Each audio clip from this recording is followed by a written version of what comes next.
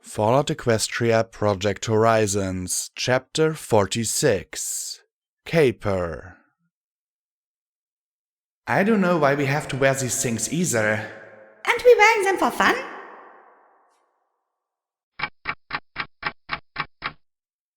I backed away from the still body of Tulip as the meat locker security mare approached. Her milky white eyes were narrowed as she looked down at the scene. Willow, I can explain. Okay, I really can't explain, but I didn't do this. I wouldn't do this. I'm pretty sure I didn't do this. I can't say I've never killed some pony while out of it, but... I stammered, pointing back behind me with a bloody hoof. I was just in the mortuary. My friend, Griffin, Mr. Cheese can prove it. This is why I fucking hate tourists, she repeated as she circled the body. Then she looked at me and my clothes closely. You say you just came on the body like this? Yeah, and like I said, I was just down in the mortuary, I said in a rush. I swear I didn't do it. Now I was going to have to prove my innocence. Maybe bust out of jail. Could I handle a jailbreak? Oh, sweet Celestia, please don't tell me I'd have to kill ghouls to get out of here. I liked ghouls. The Earth pony sat, slipped a cigarette into her mouth, then calmly lit it with an old lighter before she said with an annoyed grunt, Yes, I figured you didn't. I promise I said... Then I stopped stammering and just gaped at her. Really? No blood spattered on you, just a bit on your hoof from stepping in the pool. She stepped close and slowly lowered her hoof towards Tulip's shattered head. While I know you probably could do a wound like this, it would have been messy. Bits of blood and bone all over the place. Your clothes are still clean. She peered down at the slain ghoul with a little groan. Damn, Tulip was a nice girl. Hopeless merchant, but nice. Well, thanks, I said in a bit of a daze. I was so used to being in the middle of the proverbial shitstorm that some pony cutting me a break was depressingly novel. She took a long pull of the cigarette and let the smoke shoot out of her nostrils. You're a lousy suspect. From what every pony was saying, you got along well with Tulip. Can't be a sour deal because you paid in advance. Hell, haven't even freaked out at all. That's pretty exceptional for a breezer. She glanced over at the canvas bag. Can't be robbery, the goods are still here. Wasn't a feral attack, no bites or other injuries. She stared at me a moment, eyes narrowed. Might be crazy, but if it was you, you're the neatest psychopath in the hoof. She sighed and moved closer to the body. Sorry, Lip. And then she started pressing on the corpse's ribs. There was a dry, crunchy noise as Tulip's side depressed. Busted ribs. Willow carefully removed the saturated clothing to reveal two dark round distortions. Hoof kicks. Some pony knocked Tulip right off her hoofs. Like an apple bug, I remarked, drawing a look. It might have been approval, but with a mare like Willow, how could you tell? Yeah, but see? The one on the left isn't as deep as the one on the right.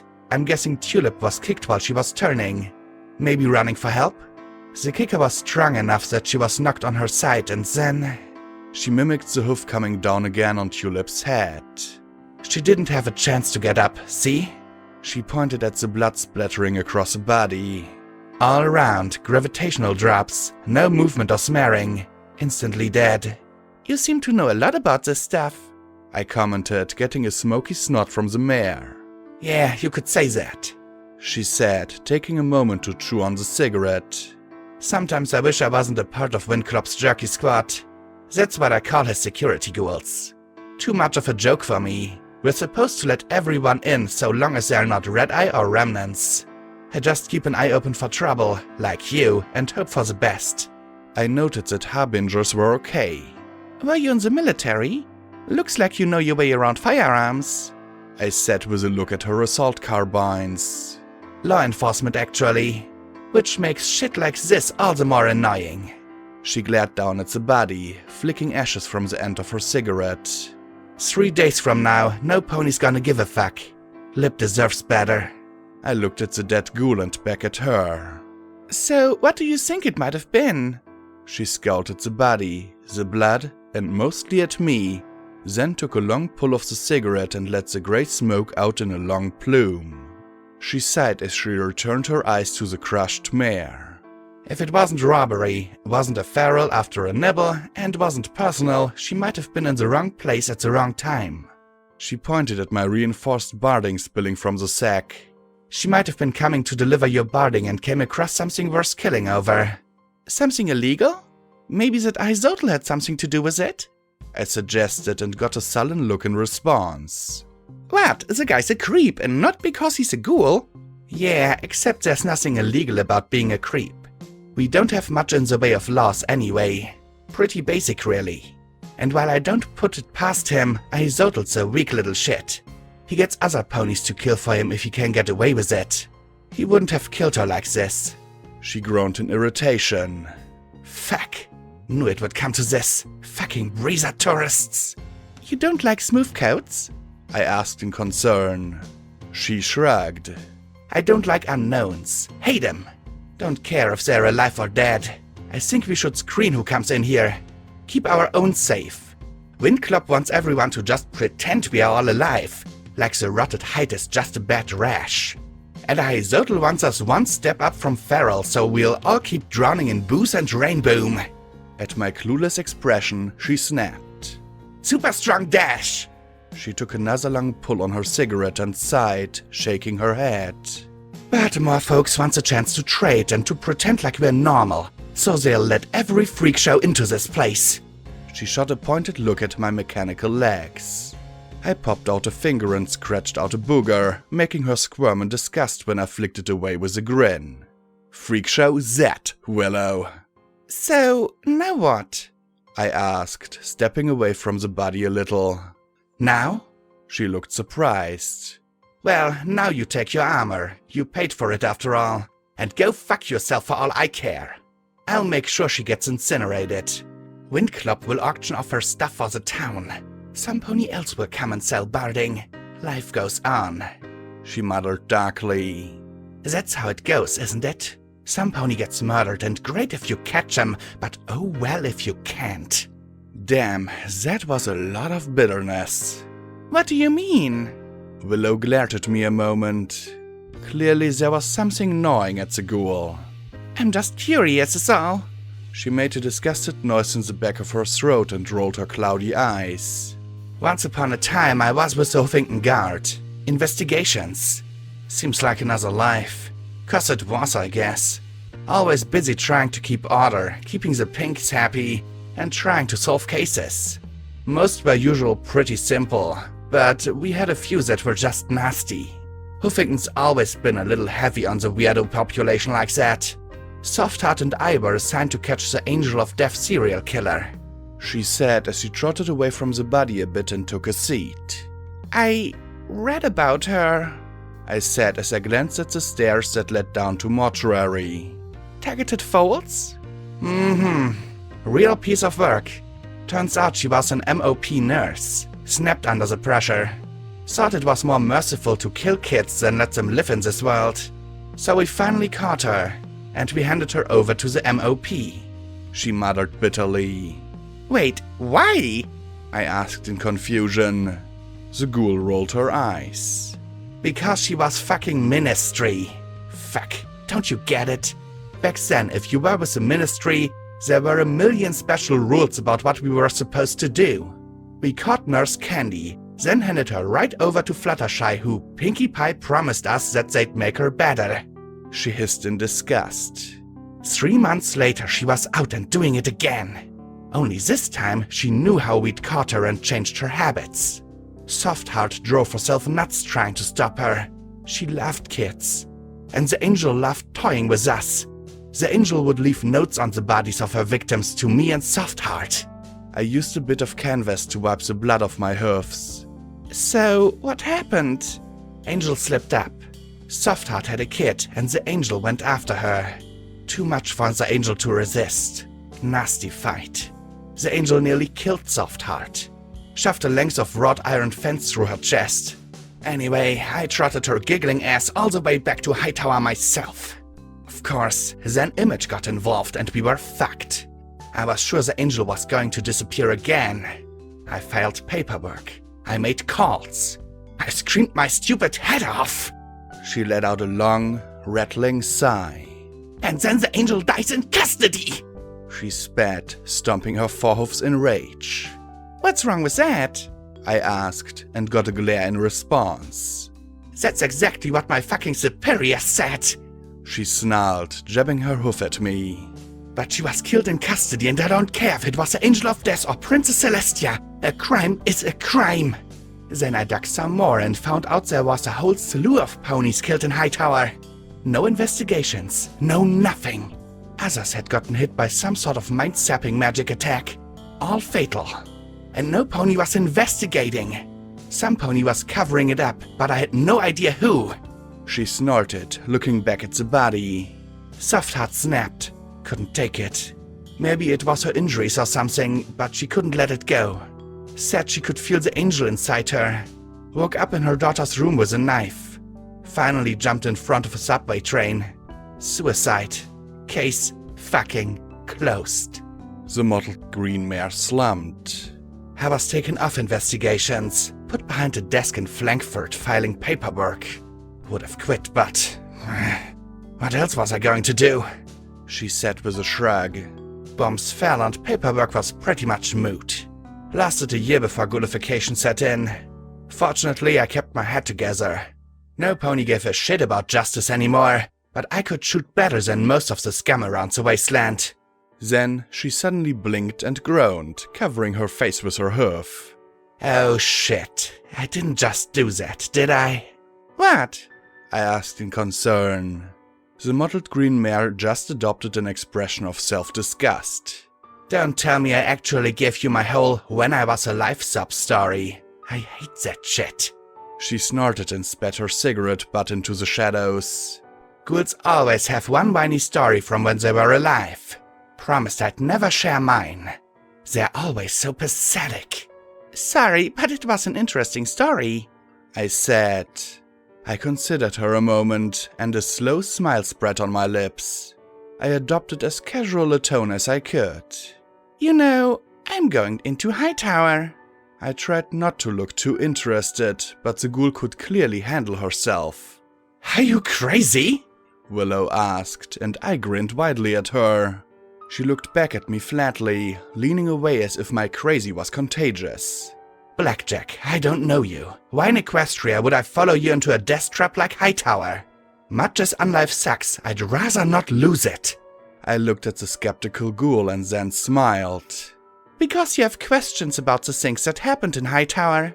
Niggling little things you want to know. Even if the answers don't matter, you still want them. She glared at me for a long moment before she snorted. Not that bad.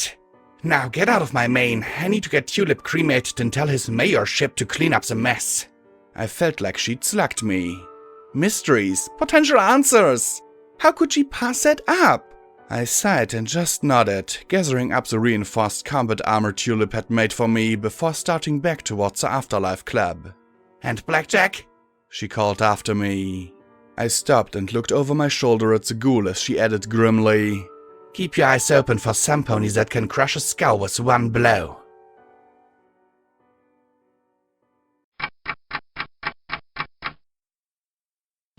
Given there was someone in Meat Locker who could kill a mare like Tulip, I found a bathroom and checked it for occupants and read baths before removing the clothes Velvet had generously given me.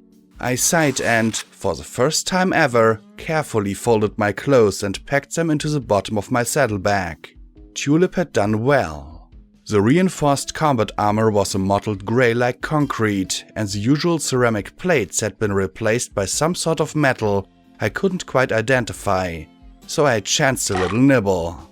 It tasted like caramel and was lighter than steel. Still, this was definitely some heavy-duty armor.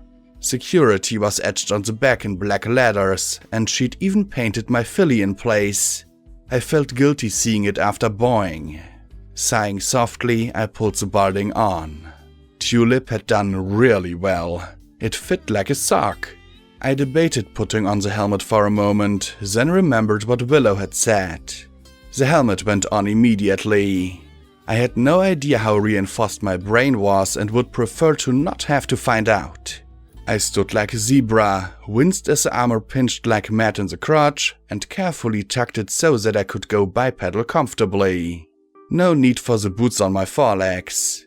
I wasn't sure what the SWAT spray painted out had stood for though. Security whines a ton? As I trotted out of the bathroom, I turned my thoughts again to the task ahead. If I was going to Hightower, I'd need a strong team. Rampage, Lacuni, and Stygius were solid. Psychoshy might have conflicts, but I was pretty sure she'd follow him. That wasn't quite enough though. At the very least, I'd need some pony who knew the layout of the prison. Some pony who could deal with robots and turrets. Some pony who could keep us all alive. Some pony good with locks. Shears was an unknown. I hoped he had some combat skills. I was halfway to the Afterlife Club when I heard shouts coming from the front of the hospital. Get out of here! You're not welcome, Stripe! I heard some pony bellow. No remnants here! Step off! I started towards the entrance when I heard a familiar mare cry out. "Oh, Maiden of the Stars, why have you cursed me so? I beg you, return and finish me off, end my torment!" I trotted out to the front steps and beheld a filthy, rain-soaked, wretched-looking Sans. The zebra mare's eyes popped wide as she stared past the scowling ghouls and at me. "Oh, sweet sun above, I am damned!" Then her golden eyes rolled back in their sockets and she flopped to the ground in a faint. I looked at her for a minute, then at the ghouls. 100 caps to let her in? The pair looked at each other a moment, scowled, then shrugged and nodded. Then a muddy bundle on the zebra's back shifted a little. I frowned as I stepped closer and carefully lifted the flap. Curly pink mane streaked with filth and dried blood met my eyes. And then two bright and terrified blue eyes peeked back at me for a moment, before I shared a scream with a filly who was supposed to be dead.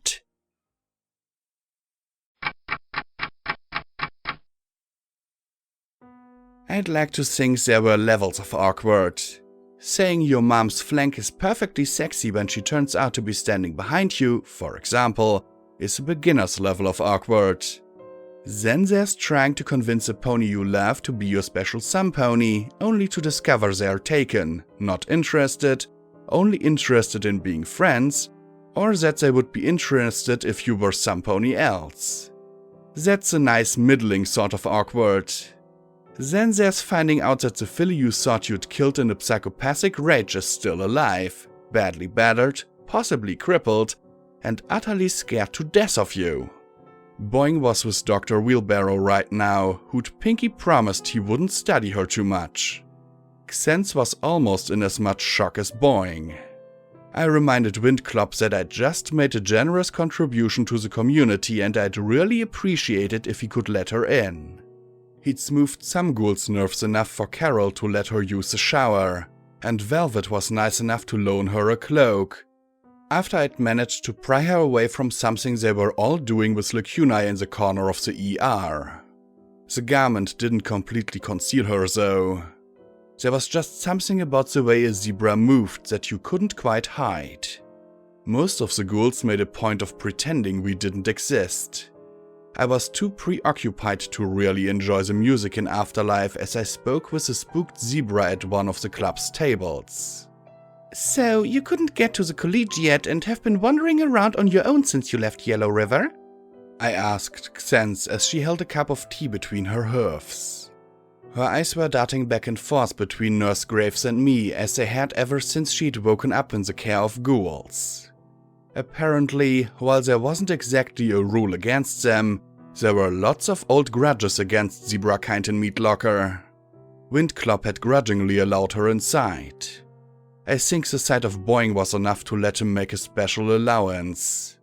"Yes, since you cursed me, I wandered through the rainy night seeking my way. The Pegasi flew away with their injured comrade. I was rained on most terribly and slipped in the mud several times. I finally returned to a tunnel where I discovered that poor filly battered within an inch of her life," she said with a shake of her head.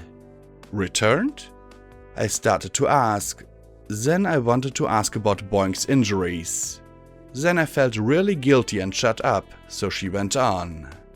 I could have left her, but my spirit is already tainted enough by your curse. I didn't need ghosts haunting me as well, so I helped her as I could and sought aid. She shook her head with a sigh. The Harbingers. They had no help for me, as I only sought you. I could only head south and hope I found the collegiate you mentioned, but I was lost. I followed the mountains too closely, and this was the only community I knew where she might get aid. Good thing I cursed you then. I thought I'd killed her, I said as I looked at my hooves. Funny. Almost killing her in a frenzy was somehow worse than killing her outright. Somewhere in this hospital was a filly who was terrified of me, and rightly so. If Xense hadn't found her and gotten her to some pony who could help, she would have been dead. No, Blackjack. Life is better than death. A few exceptions, of course. Steel Rain, Lancer, whatever was running the Harbingers. But it was better she lived. She'll recover. She has a skull fracture, 3 broken ribs, and a broken pelvis. Severe damage to her legs. Punctured lung too, but fortunately Xense administered a healing potion in time. Dr. Wheelbarrow will have her up, if only to run a few tests. Harmless tests, I promise. Nurse Graves added quickly as she caught my eye. Dr. Wheelbarrow has a theory that the magic which turns us into ghouls can somehow be reversed. She gave a minuscule shrug. It's a pleasant theory. She sounded almost dismissive of the idea of being alive again. You don't want to be alive? Xense asked in shock. It would be nice, I suppose, but there really isn't much difference between the living and the unliving. Happiness matters far more. A moment later, she gave a significant look. There's a rumor that you are going into Hightower soon. That's the idea. Mr. Shears says he knows a way in that won't result in us getting dusted right away.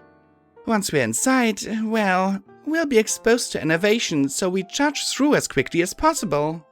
Okay, that didn't sound any better out loud than it did in my head. But if we were fast enough... She closed her eyes a moment, tapping her hoofs on the tabletop. If you go, I would like to go with you. I have medical expertise and a knowledge of the prison.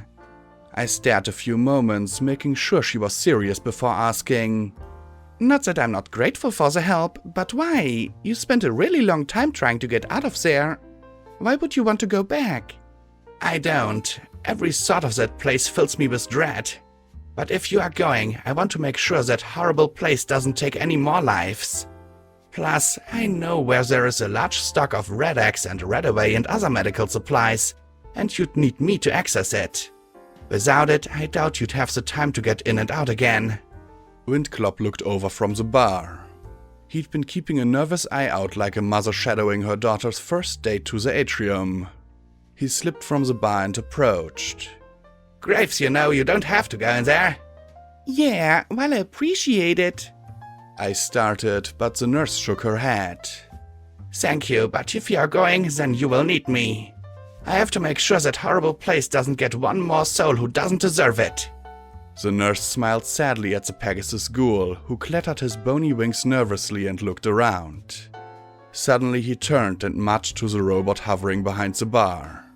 Cerberus, I got a mission for you. You're escorting Nurse Graves on her expedition. The floating robot lifted its flamer and spat a small plume of fire into the air. Hoorah! Yes, sir. Turn off this combat inhibitor and I will defend her from every last stinking ghoul in Equestria, including herself. Windclop scowled at the robot. Your combat settings should be just fine as they are, Cerberus. The robot sagged and let out a synthesized sigh. Fine. Stupid ghoul-loving ghouls and their damned combat inhibitors. Stygius and Psychoshite trotted towards me. The bat pony seemed a bit uncomfortable, but I couldn't tell if it was because of his company or something else. So, I heard you unkilled a foal? How'd you pull that one off? Psychoshite asked me. Then she noticed Xense and began sizing the zebra up as if trying to think of some sort of cutting remark. But upon seeing the terrified look in Xense's eyes, she turned back to me with a clear, "You're not worth the effort," snort. Xense here saved her life. Hopefully the filly would forgive me for attacking her. Somehow. Well, aren't you a hero? the yellow Pegasus said sarcastically to the zebra. Then she glanced over at Stygius, saw his disapproval, and blinked and forced a grin. I mean, way to go. Stygius just sighed and looked away. Psycho-Shy's grimace melted into a worried, uncertain frown. Rampage materialized out of the crowd. Remind me not to eat soap next time I'm looking to get drunk. The striped mare said. She grimaced and clenched her eyes shut, then belched out a small stream of bubbles.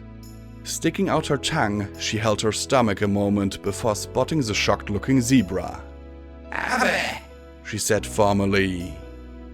Predator! Xen stammered in shock. Te imploro non occide! your accent is terrible. Please address me in pony. Rampage said in that oddly formal tone that suggested Shuja was at the helm. Is there going to be trouble between you two?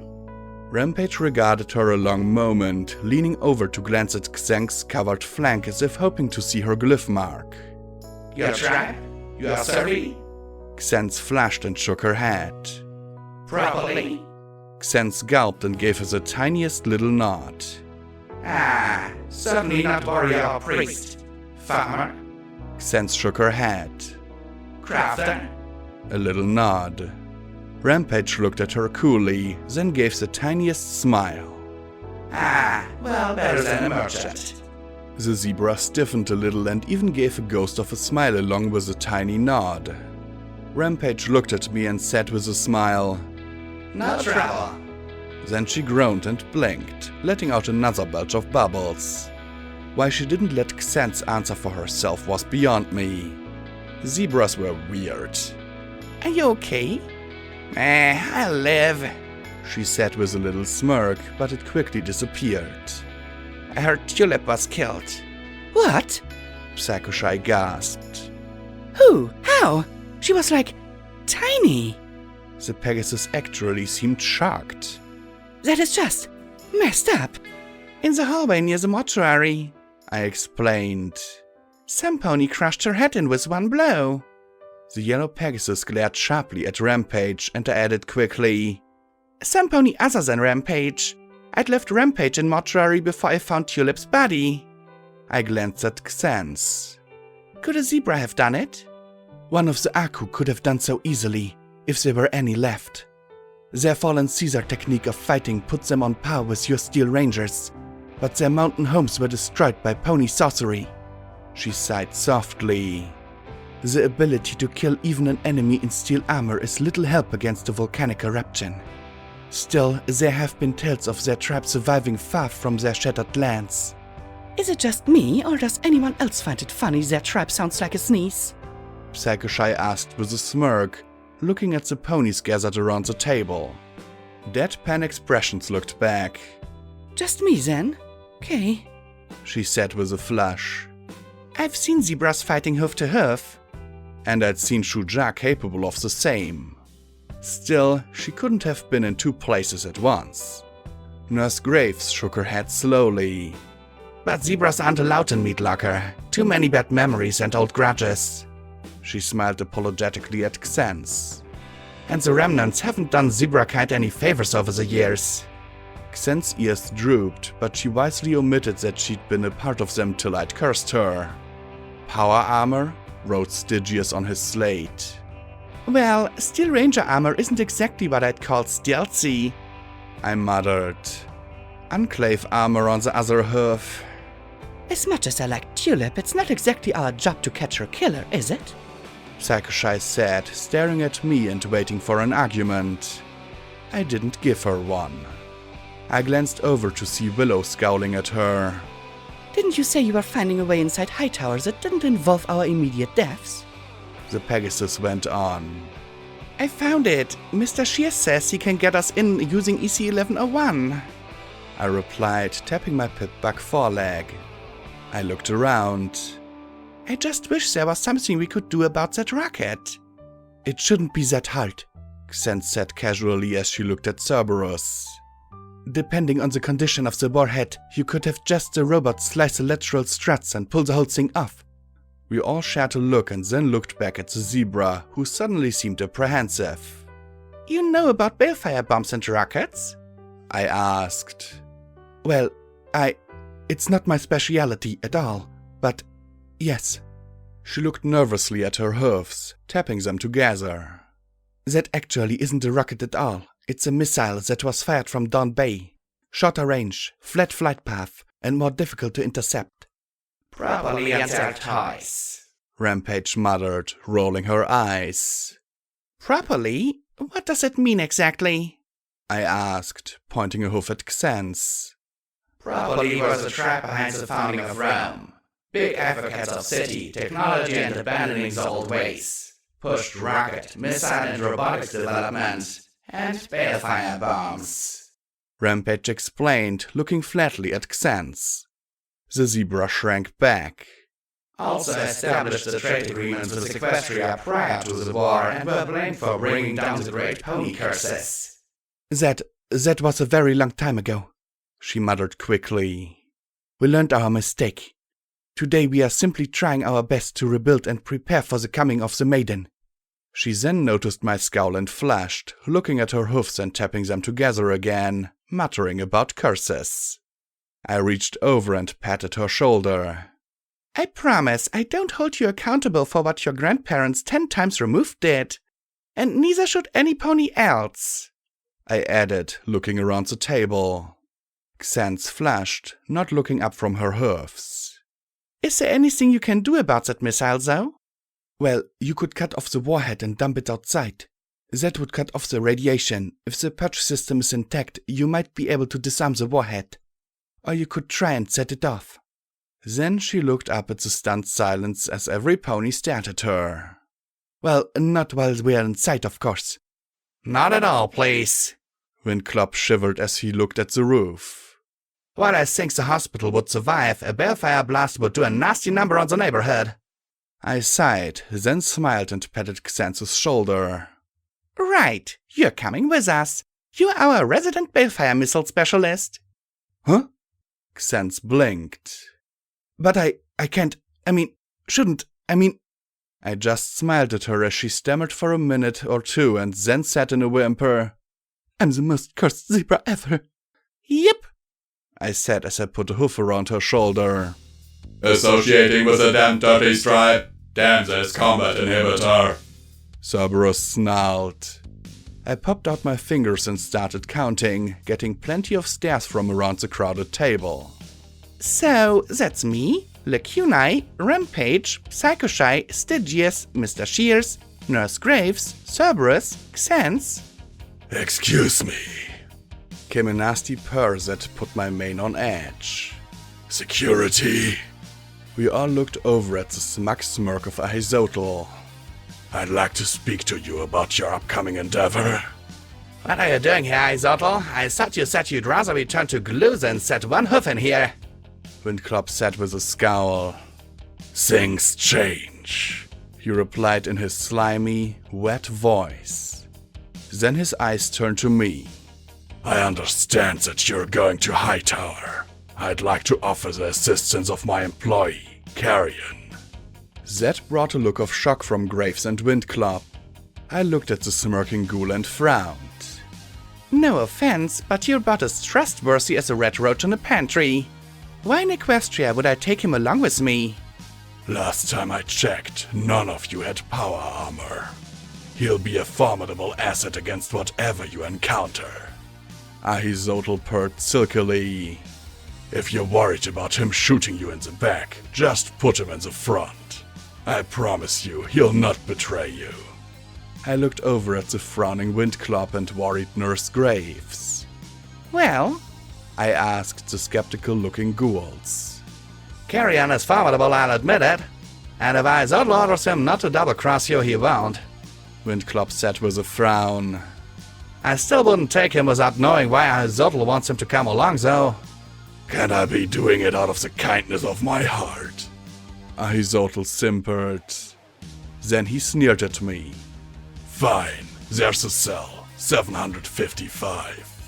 I want Carrion to rifle through it. No interruptions, no questions, no interference. If he finds anything inside, it's mine to keep. 755, but that was on the maximum security level. Graves frowned a moment, then her eyes opened wide in shock. Oh my, that's Kingpin's cell. A Hizotl purred like me trying to get in Midnight's bed. The most infamous mob boss in all of Equestria during the war. Murder, smuggling, theft, vice. He did it all. He also never turned over his fortune when he was arrested for tax evasion. MOM ranked his memories for months, but he already extracted every single incriminating one before they'd gotten to him. I'm hoping there's something in his cell that will tell me where some of his fortune was hidden. Okay, that I could buy. And it would also mean at least Carrion getting out again. Right, well, fine, but don't blame me if he gets torn apart or blasted or something. Of course not. The ghoul said with a broad smile that gave me a head-to-hoof shooty feeling. I'll tell him to get ready then. And with that he trotted away, whistling brightly and making my coat crawl even more. I stood up and looked at Wind Club. Is there I don't know, someplace we can all meet? There's a conference room on the second floor no pony uses. It's big enough. The Pegasus said, rubbing his nose with long, thin, bony wings. Right, Rampage, why don't you go get Shears and Carrion? I'll go find Lacunai. Psychoshy and Stygius can follow Wind Club there. And you can make sure Cerberus' combat inhibitor is good? I added. Wind Club nodded and the robot gave an angry mutter. Nurse Graves looked at Xense. Why don't you come down with me to radiology? There are some hazardous material suits that should offer some of you and your friends more protection from the radiation. Still muttering about curses, the zebra followed along in a daze. I had some decent talent. Now we just had to do the whole planning thing. I sighed as I rose and trotted back towards the marketplace in the ER. When I'd been in there before, Lacuna had been in the corner, surrounded by ghouls, and I hadn't wanted to interrupt beyond getting a cloak for Xense. Now I trotted up towards the crowd of ghouls, trying to get at the Alicorn in the back. Had they done something with her mane? Excuse me, pardon me, I need to get through! I called out as I nudged my way forward. I'd hoped that whatever they'd been doing with Lacunai, it wouldn't be too embarrassing for the purple Alicorn. I wondered if it would be leather or lace. Then the crowd finally parted and... Goddess! For the first time since I'd seen Alicorns, I saw one that didn't look like some cheap knockoff of Luna or Celestia. The golden silk dress with burgundy panels she wore was what I imagined a sunset should look like. Her brushed and curled mane seemed to blow in that ghostly wind. The traces of lip gloss and the golden glitter in the corners of her eyes gave off just the right sparkle. Burgundy ribbons and the gold wires that I'd traded to Tulip had been woven around her hoofs. They'd even fashioned a tiara for her from the wire. The collected ghouls stared on in joy as she stood there before us all. If Celestia were the sun and Luna the moon, Lacuna could be sunrise and sunset. I fear they got carried away, Lacuna said bashfully as she blushed. I looked at the beaming velvet and snowflake and then back up at her. They didn't. They really didn't. I took a few seconds more, amazed at the sight, then sighed. But unfortunately, we're getting ready to plan our next step. It seemed such a shame for her to put the outfit away. I see, she said with a gentle smile at the surrounding ghouls. Well, I wish to thank you all for your kindness. It really is a lovely dress. Velvet just blushed. Well, it's nice to be making something special, she said with a little sniff as she looked up at the mare. The ghouls nodded, and a few even seemed to give little bows towards the Alicorn. Please, take it. I always dreamed of making something for royalty. I think every seamstress does. You're as close as I'm ever going to get. Thank you, Lacuna said solemnly, clearly taken aback by the attention and generosity. Finally, she sighed and carefully removed the amazing garment. But I don't know how I could take it with me. Oh, don't worry about that. Velvet reassured her. Her horn glowed as she took the dress, and then there was a flash of magic and the garment was bundled up neatly in burgundy ribbons. There, that should be easier to carry. Lacunai nodded and slipped the bundle into her bags as she took off the rest of the decorations, passing them to the grey ghoul. She still looked magnificent. Where they'd gotten the makeup was beyond me. Finally, she thanked them all once again and trotted out of the ER with a blush on her cheeks. What? She asked, looking down at me and my grin. So, Spill, you liked that, didn't you? I teased. She flushed a little more and pointedly looked away, but still smiled. It gave them some joy, she said quietly. And I bet the goddess just loved all the attention. I added, but instead of smiling at my teasing, she just looked sad. Lacunai? She did, at first. And she enjoyed my humiliation. She dropped her gaze. But as it went on, she cut contact. I fear their sincere devotion was upsetting. That was certainly odd. I regarded my purple friend and nudged her shoulder. You've changed, Lacunai. Pardon?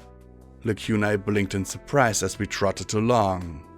The Elikon still drew looks from the ghouls we passed, even in the wan glow of my light spell.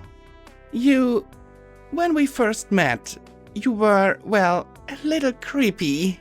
You never talked, and half the time when you did, you were the goddess. Now you're you. You let ponies dress you up because it makes them happy. Is that because you're different, or because a goddess is? I asked as we moved along. The question turned her smile more wistful and regretful. The goddess cannot change Blackjack. I wish she could. When she formed, a balance was struck between the egos of the dominant mares. Anything that could disrupt that balance is diverted into me. Hope, friendship, joy. The feelings and opinions and memories of hundreds of ponies are placed within me. If I've changed, it's because she refuses to. She remains convicted of her own superiority and the manifest destiny of her children.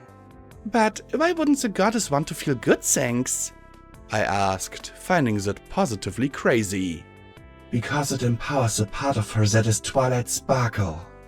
The self-important ego of the mare that became the goddess still remembers petty slights made against her many years before the war.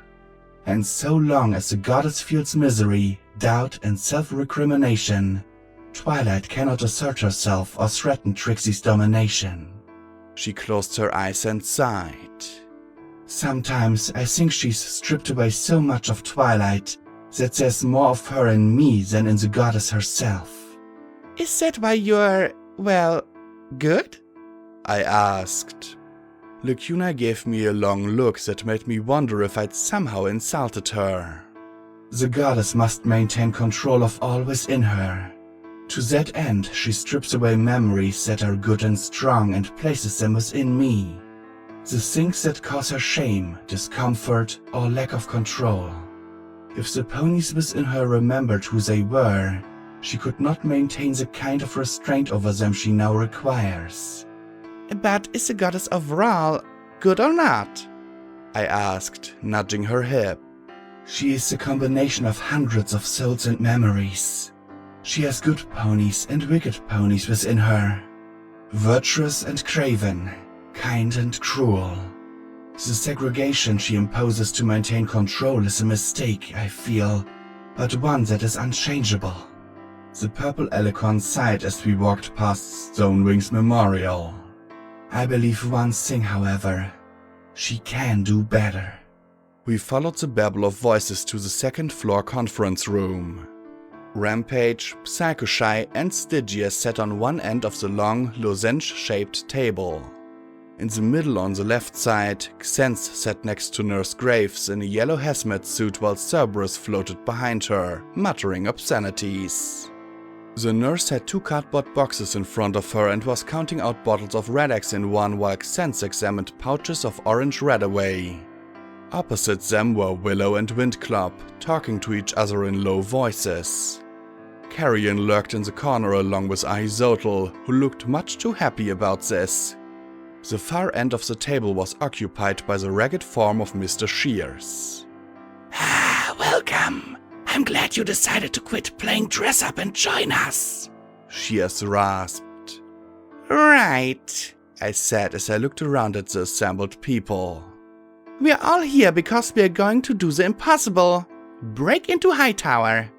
I know it's an irradiated fortress filled with automated defenses, feral ghouls, deadly radiation, and soul-sapping enervation, but working together, I know that we can get in, get what we need done, and get out again. If anyone wants to quit, now's the time to back out. I looked around, but the only person looking ready to bolt was Xense. Yet she remained in her seat. I wondered if she was too scared to leave or if she simply had nowhere to go. Psycho-Shy raised her hoof. So, not that I'm scared, but, what's our goal? 3 things. First, to get to the top floor and reach the broadcast network. Second, to find cell 755. Ahizotl chuckled and nodded. And I looked at Mr. Shears. What I'm looking for is in the attic, he said, his filmy eyes peering into my own over the wreck covering his face. It's right next door to the broadcast center on the top floor, so it shouldn't be that much of a problem. From every pony else, the response was just shrugs, but I remembered what Razorwire had told me the first time we'd met. took me up to the attic, put a bullet in my head. And then, as if reading my mind, Shears said, I've been waiting an eternity to get up there. Yeah, we were definitely going to have a chat. Well, there's quite a bit of peril between here and there. So how do we get all the way up there? Lacunai asked. There was a blue glow from under Shears' hood, and a moment later lines of light burst into being above the table. They organized themselves into a glowing green outline of the prison. I've had a lot of time to review and study the ways into and through the prison. 2 centuries, actually. The rotund ghoul stood on his chair, hoofs on the conference table. Hightower is stacked in 3 sections, with subsections between. In the basement are storage, generators, and all the infrastructure for supporting the building. Hightower has its own shield generator. It's rather like a stable in its own way. On the ground floor are the cafeteria, gymnasium, library, and classrooms. I must have looked surprised because the fat ghoul chuckled. Oh yes, the prisoners had to do something with all the time on their hoofs. On the illusion, the lowest 3 blocks flashed from green to red. The medium security cells are here, then medical, then high security cells, then guard station and armory, then the supermax cells. At the top is the warden's office and central command. Then the attic, communications, and rooftop access. So they put medical and the armory between groups of prisoners? Whose stupid idea was that? Psycho-Shy sarcastically asked with a roll of her eyes. Shears glared back at her with his filmy eyes. The design is such that, in the event of a riot, the 3 sections of the prison could be locked down and isolated. The elevators only go from the bottom to the top of each section, so there's no clear path to travel from the very top to the very bottom. When in lockdown, there's no method of travel between blocks at all, and if a pony is stupid enough to get into the central shaft, there's numerous automated and reinforced turrets inside. And the whole building's been on lockdown for 2 centuries. I muttered as I looked at the glowing tower. Indeed. Unlike other prisons, Warden Hobble was not about to release his charges. He activated all the building's automated defenses. The guards and staff were every bit as trapped as the prisoners. Then the missile impacted. Radiation killed every pony quickly, and then the enervation field appeared. I thought of the ring in 10 Pony Tower and how Helpinghoof reported that it had weakened the healing potion when the pony Helpinghoof treated died. How many ponies were in Hightower when the missile hit? I asked, looking at Nurse Graves. She stared at her hoofs and murmured almost too softly to hear, We were over capacity, about 3,000. 3,000? I thought of the dozens, perhaps hundreds, that had died at Silver Star sporting supplies. 3,000? It must have shown on my face, because she had snorted, then dug out some .308 shell casings and tossed them on the conference table. Please, I've taken steps for that. These talismans will ward off the innervation for several hours. I suggest you not lose them, or you'll get an immediate lesson in what happened to every pony in the Corps. Right, I murmured as I passed them out to every pony coming with me. I thought nothing could affect innervation. Psycho-Shy said skeptically as she held one to her ear and shook it, making something inside rattle. How do we know these even work? You don't. That talisman is a product of ancient zebra magic. If it doesn't work, you'll find out quite quickly. Starkateri magic? Xen said at once, looking at the shell in horror. Mr. Shears simply shrugged. I can never keep all your tribes straight. Suffice to say they work, and if they don't, this expedition will be over before we leave the basement. Xen took the shell casing as if she expected it to turn into a rat roach and bite her. A red dot appeared in the basement. We'll enter through the basement. From there, we'll take stairs up to the ground floor and make it to the elevator. We'll have to physically force our way into the shaft and up to medical. I still remember my access codes. I don't know if they'll override the lockdown, though. Nurse Graves said softly. If not, I can. Carrion growled. It was the first thing the Griffin had said in the meeting. Nurse Graves continued. In medical, there are a number of ghouls, robots and turrets. Patients and staff who were trapped there. We didn't have time to use up all the medical supplies, so there's a large stockpile we can use to purge radiation. The second level is a bit more problematic. The high security area has more robots and turrets. The warhead is our biggest problem.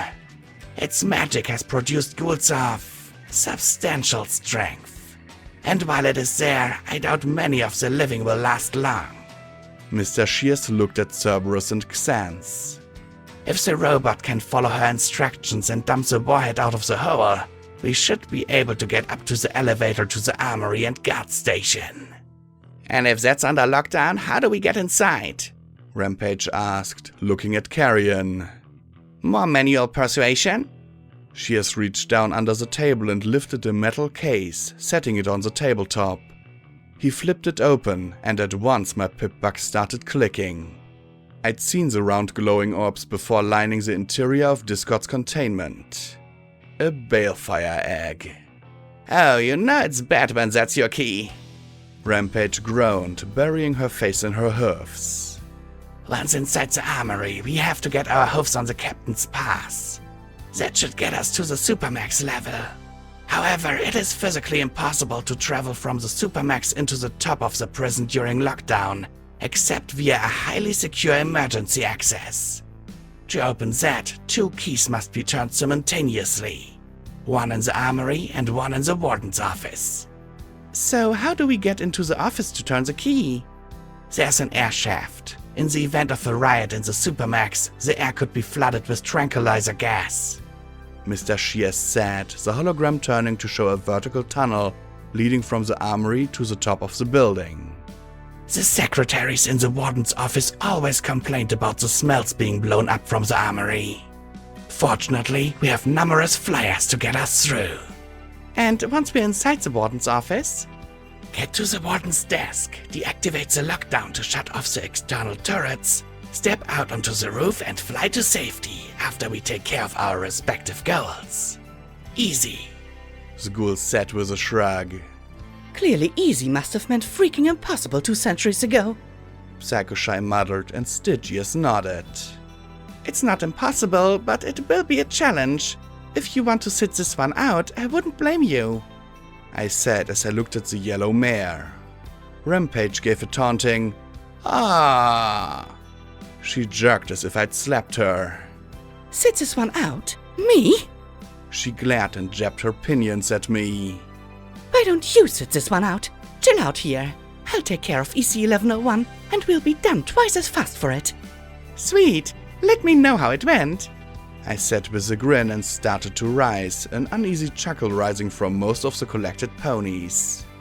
I sat back down, looking at the assembled ponies, Zebra, Ghouls, and Robot. I know it will be tough. Get your weapons. Willow raised her hoof into the air. I think you're missing a step. How exactly are you getting into the basement? Mr. Shears shrugged. A simple access in the maintenance room on the Lunar Blue Line. It is, however, sealed and can only be opened by her program. I shivered. Tunnels in Huffington were never, ever good. The subway? As in the subway that's full of feral ghouls? Dozens of ferals? Hundreds? Willow pressed. There's a reason we sealed the subway access to the hospital. There's just too many down there. She glanced at me, her expression hard. With all the radiation from the bomb, lots of ponies that took shelter in the subway turned to ghouls. The population down there is ridiculously high. Even a pony in power armor would be torn to pieces. I doubt they'd bother. Mr. Shears began, then looked at me. Rampage, Lacuni, Stygius, and Psychoshy. Oh. Yeah, it would be a pony buffet if we went down there. We can just carve our way through them, Carrion muttered. But somehow the thought of trying to blast our way through hundreds of ghouls had put quite a dampener on every pony's mood. We fielded a few ideas, like Stygius offering to fly through as bait, then poofing away. Windclop couldn't spare the jockey squad to clear a way for us. Psychoshy suggested getting a few other gangers, but an army of meal tickets would just draw more ghouls. Too bad we can't just tell them to get out of our way. Rampage muttered, then belched and blew a big soap bubble. Yeah, ferals may leave normal ghouls alone, and occasionally we can hurt them up and persuade them to move, but they never actually do what we say. Nurse Graves said with a sigh. I sat there a moment, feeling frustrated. It'd take days to thin the population or try and move them. If we barged in, we might lose some pony.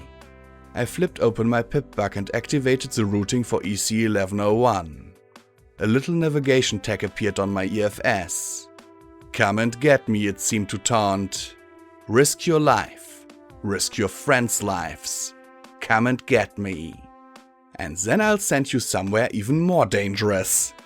Maybe it would be better to simply give up. Take EC1101 far and away from Huffington and give up the idea that I would ever find out what Horizons was or what Goldenblood had planned to do with it. It was a smart thing to do. Maybe it was time I wised up. The ghouls weren't going to go away just by me being nice and telling them to. Then I blinked and slowly straightened. Rampage noticed at once. What? What is it? You've got that look, Blackjack. What look? I asked with a grin. That crazy idea look that means peeling ghouls and wearing their skin or something like that. Rampage said warily. Well, I slowly looked at all of them. Depending on how much radiation Lacuni's got soaked up, I might know a pony who they will listen to.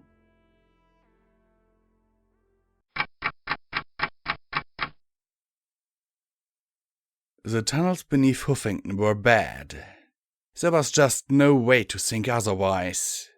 We trotted down to the hospital's subway access just past the mortuary and the reinforced doors.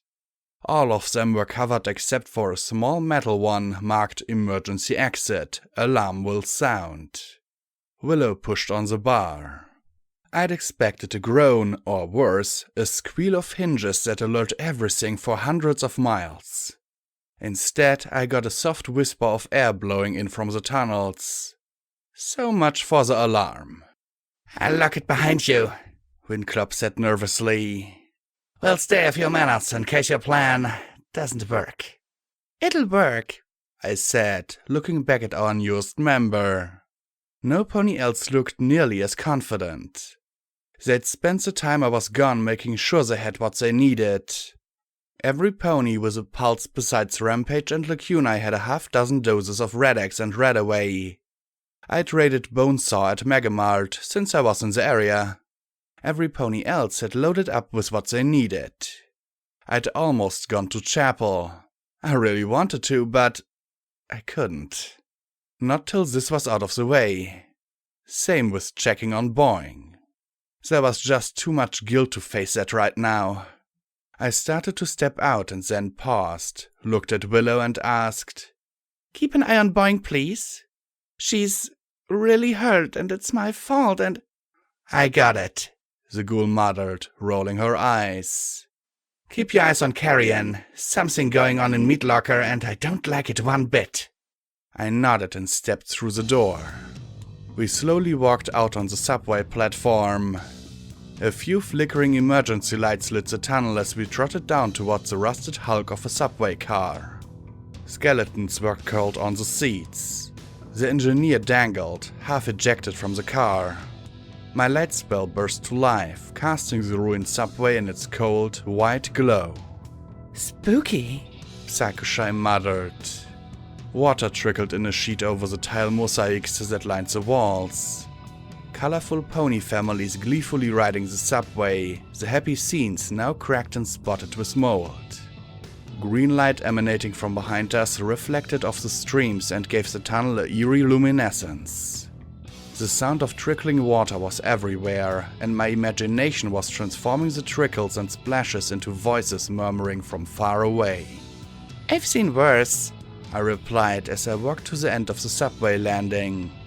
I looked over at Nurse Graves as Cerberus floated above us. "Will feral ghouls actually attack you?" "As a rule, no, but when they're agitated, we're every bit as much targets as the living," the mare replied. She had 2 armored cases loaded with healing potions from Megamart. Hopefully they'd last a while before they spoiled. Lacuna had filled them full of every last bit of healing magic they could hold. Wheelbarrow theorizes that there's something in the way non-ghouls move that triggers an attack response. Or perhaps it's just the effect of the magical contamination. Sadly, once a pony goes feral, there's little chance of coming back from it. I gestured for Carrion to take point, and the power-armored griffin did so without complaint. I didn't trust him, but his pair of miniguns would be our best defense if they swarmed. I really didn't want to get swarmed. "Like these tunnels are so disgusting. Some pony really needs to clean them up," came a mutter from the back of the group. I sighed, rolling my eyes. Nurse Graves looked back with a worried frown. "Are you sure about bringing her?" "What?" I asked with a grin. "She's coming along, isn't she? She's happy to help her friend." The ghoul frowned, and my smile slipped a little. "But does she understand what we're doing here?" the nurse asked. "She understands enough. I know she's not all there, but she's our best chance for getting through the ghouls without getting torn to pieces." I glanced back as well, but then quickly changed the subject. "I was wondering, though, what keeps a ghoul, well, together?" I asked as I looked at the nurse. She still didn't look very happy about my choice, but answered. "It's hard to explain. It's like there's a thing inside you that's you. Like a tiny guttering flame. If you're careful and protect it, then you can remember who you are. But if it goes out..." She shook her head. "Wheelbarrow believes there's some life magic in the living that keeps that flame protected. Like glue. But in ghouls it's much weaker. It's your soul," Mr. Shears said from the middle of the group. "A pony can continue living so long as they have the tiniest fragment of their soul. Without it, we are mindless animals at best. We might have a brain, but we would have no will to suppress our aggressive urges." His cloudy eyes glanced behind us. "Retaining one's soul is easier when you are alive, because your living flesh has a strong natural bond with your spirit." "Fragment of a soul? You mean souls can break?" Sakushai asked as she looked around for confirmation, hovering above us. Stygius, flying alongside her, just gave a shrug. Mr. Shears gave a sharp little hiss. "If you know what you're doing, yes. Just as you can use a single candle to light others, you can divide a soul into different vessels. Xant muttered something about curses.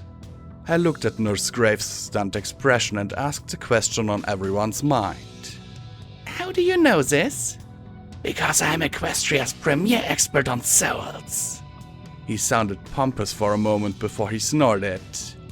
Not that it matters much anymore. Souls won't keep a raving reaper at bay, and guns are infinitely more practical. I looked at Graves in concern. Weren't you concerned about being ripped to pieces an hour ago? Carrion grumbled from the front of the group, his minigun's motors whirring every few steps. I'm sure the ferals are just fascinated by all this talk about souls. Oh, yeah, that. I flushed as I looked ahead as we walked along the middle of the tube. Water flowed around our hoofs. Gaps appeared in the tiled wall, showing rebar and deeper voids within. And there were red bars on the other side of that wall. Lots of red. Where are they? Graves asked, her voice low and tense. This should be an irresistible meal. They're here. Carrion growled. The ghoulish griffin's tatty wings ruffled. They've been surrounding us since we left the station. I happened to glance at a gap in the wall and saw a momentary flash of mottled hide. I thought they were mindless. I muttered, growing more apprehensive by the second, lifting the riot shotgun and making sure I had it loaded with anti-personnel flechettes. Over the sound of running water, I could just barely make out the sound of hoofs in nearby tunnels and a low hissing. Souls, she has corrected. Ferals have minds of sort, but they don't have personality. They're undead animals, but even animals can show cunning. Ahead was another station. A flickering sign above the platform read, High Tower. In the wan light, I could see that 2 more tunnels ran into this one, forming sharp angles. Everywhere I looked was red, and yet I couldn't see any ghouls. What were they waiting for? I swallowed and slowly approached the stairs onto the platform. The flickering High Tower sign kept filling the area with shadows and light so fast my eyes struggled to keep up with the hanging illumination. The green ghostly glow behind us didn't help either as it reflected off the water-slicked tiles. 2 subway trains lay smashed together under the high vaulted ceiling like abused toys, their occupants now nothing but bones. The maintenance room is on the far side of the station, she has muttered softly. It was a way for us to come and go clandestinely and do our work in private. And what was at work? I asked tensely as the hissing increased. Water had built up into scummy pools around the broken, twisted cars. My radiation meter was starting to go click, click, click, and those of us who needed it took a Red-X tablet immediately. Pony immortality, he said grimly. Rampage looked over at the little round ghoul, her eyes inscrutable pink pools. I tensed, but she only looked away again. As we walked onto the landing alongside the pools, the water sloshed under hoof. Part of the wall had collapsed and filthy cold water poured out of it and across the tiles. The exit was a solid wall of rubble. Dozens more bones were mixed in the debris. Ponies who had sought safety and had found death. A bridge crossed the subway lines to the platform on the far side of the tracks. Do your part for Luna, demanded a ragged, decayed banner. Psychoshy and Stygius flew over the twisted wreckage of the cars as we made our way towards the far side of the station. Maybe we were going to luck out? Maybe we were too heavily armed for them to risk it? Then the pool directly beneath Stygius exploded, a feral launching itself up 10 feet into the air. Its hoofs wrapped around the bat pony, jagged fangs locking down into his throat as the broken hoofs pinned his wings to his sides. The 2 tumbled down into the filthy, frothing pool, disappearing from sight. Stygius! Psychoshy screamed, but then 2 ghouls launched themselves from the bridge, leaping down upon her. One missed and landed, hissing and baring its shattered maw, next to me while the other landed squarely on her back. Fangs began to snap at her neck. Psycho-Shy slammed up, ramming the ghoul against the underside of the bridge. Get off my ass! Finally, she scraped her back against the cracked underside, showering the pulse below in grit and ghoul before the monster broke apart. None of us had any time to go to Stygius's aid. No sooner had I blasted the head of the ghoul that had landed beside me, than 4 more leapt out of the twisted wreckage and were upon me. I'd always thought feral ghouls to be mindless, pitiful enemies. My hazy memories of my adventure with Little Pip involved ghouls and a subway train, but I wasn't sure on the particulars of that night. I raised my metal hoofs and their mouths chomped down on the enameled limbs as my magic swung the gun to the next target. But instead of biting and biting again, the 2 ghouls bit down and jerked me forward. I got 1 shot off, blasting a chunk of rotten flank before the 3rd pounced on my floating gun and started to gnaw on it, ruining my aim. And the 4th? Well, with me largely immobilized, it lunged straight for my face. My magic bullet spell flashed from my horn. The ghoul's head exploded in a detonation of bone and grisly flesh before it could ruin Glory's work. 2 more magic bullets were needed to destroy the ghoul on my left hoof. Then I slammed the limb into the face of the 3rd ghoul over and over again. On the 5th blow, the battered head burst apart in rotten chunks.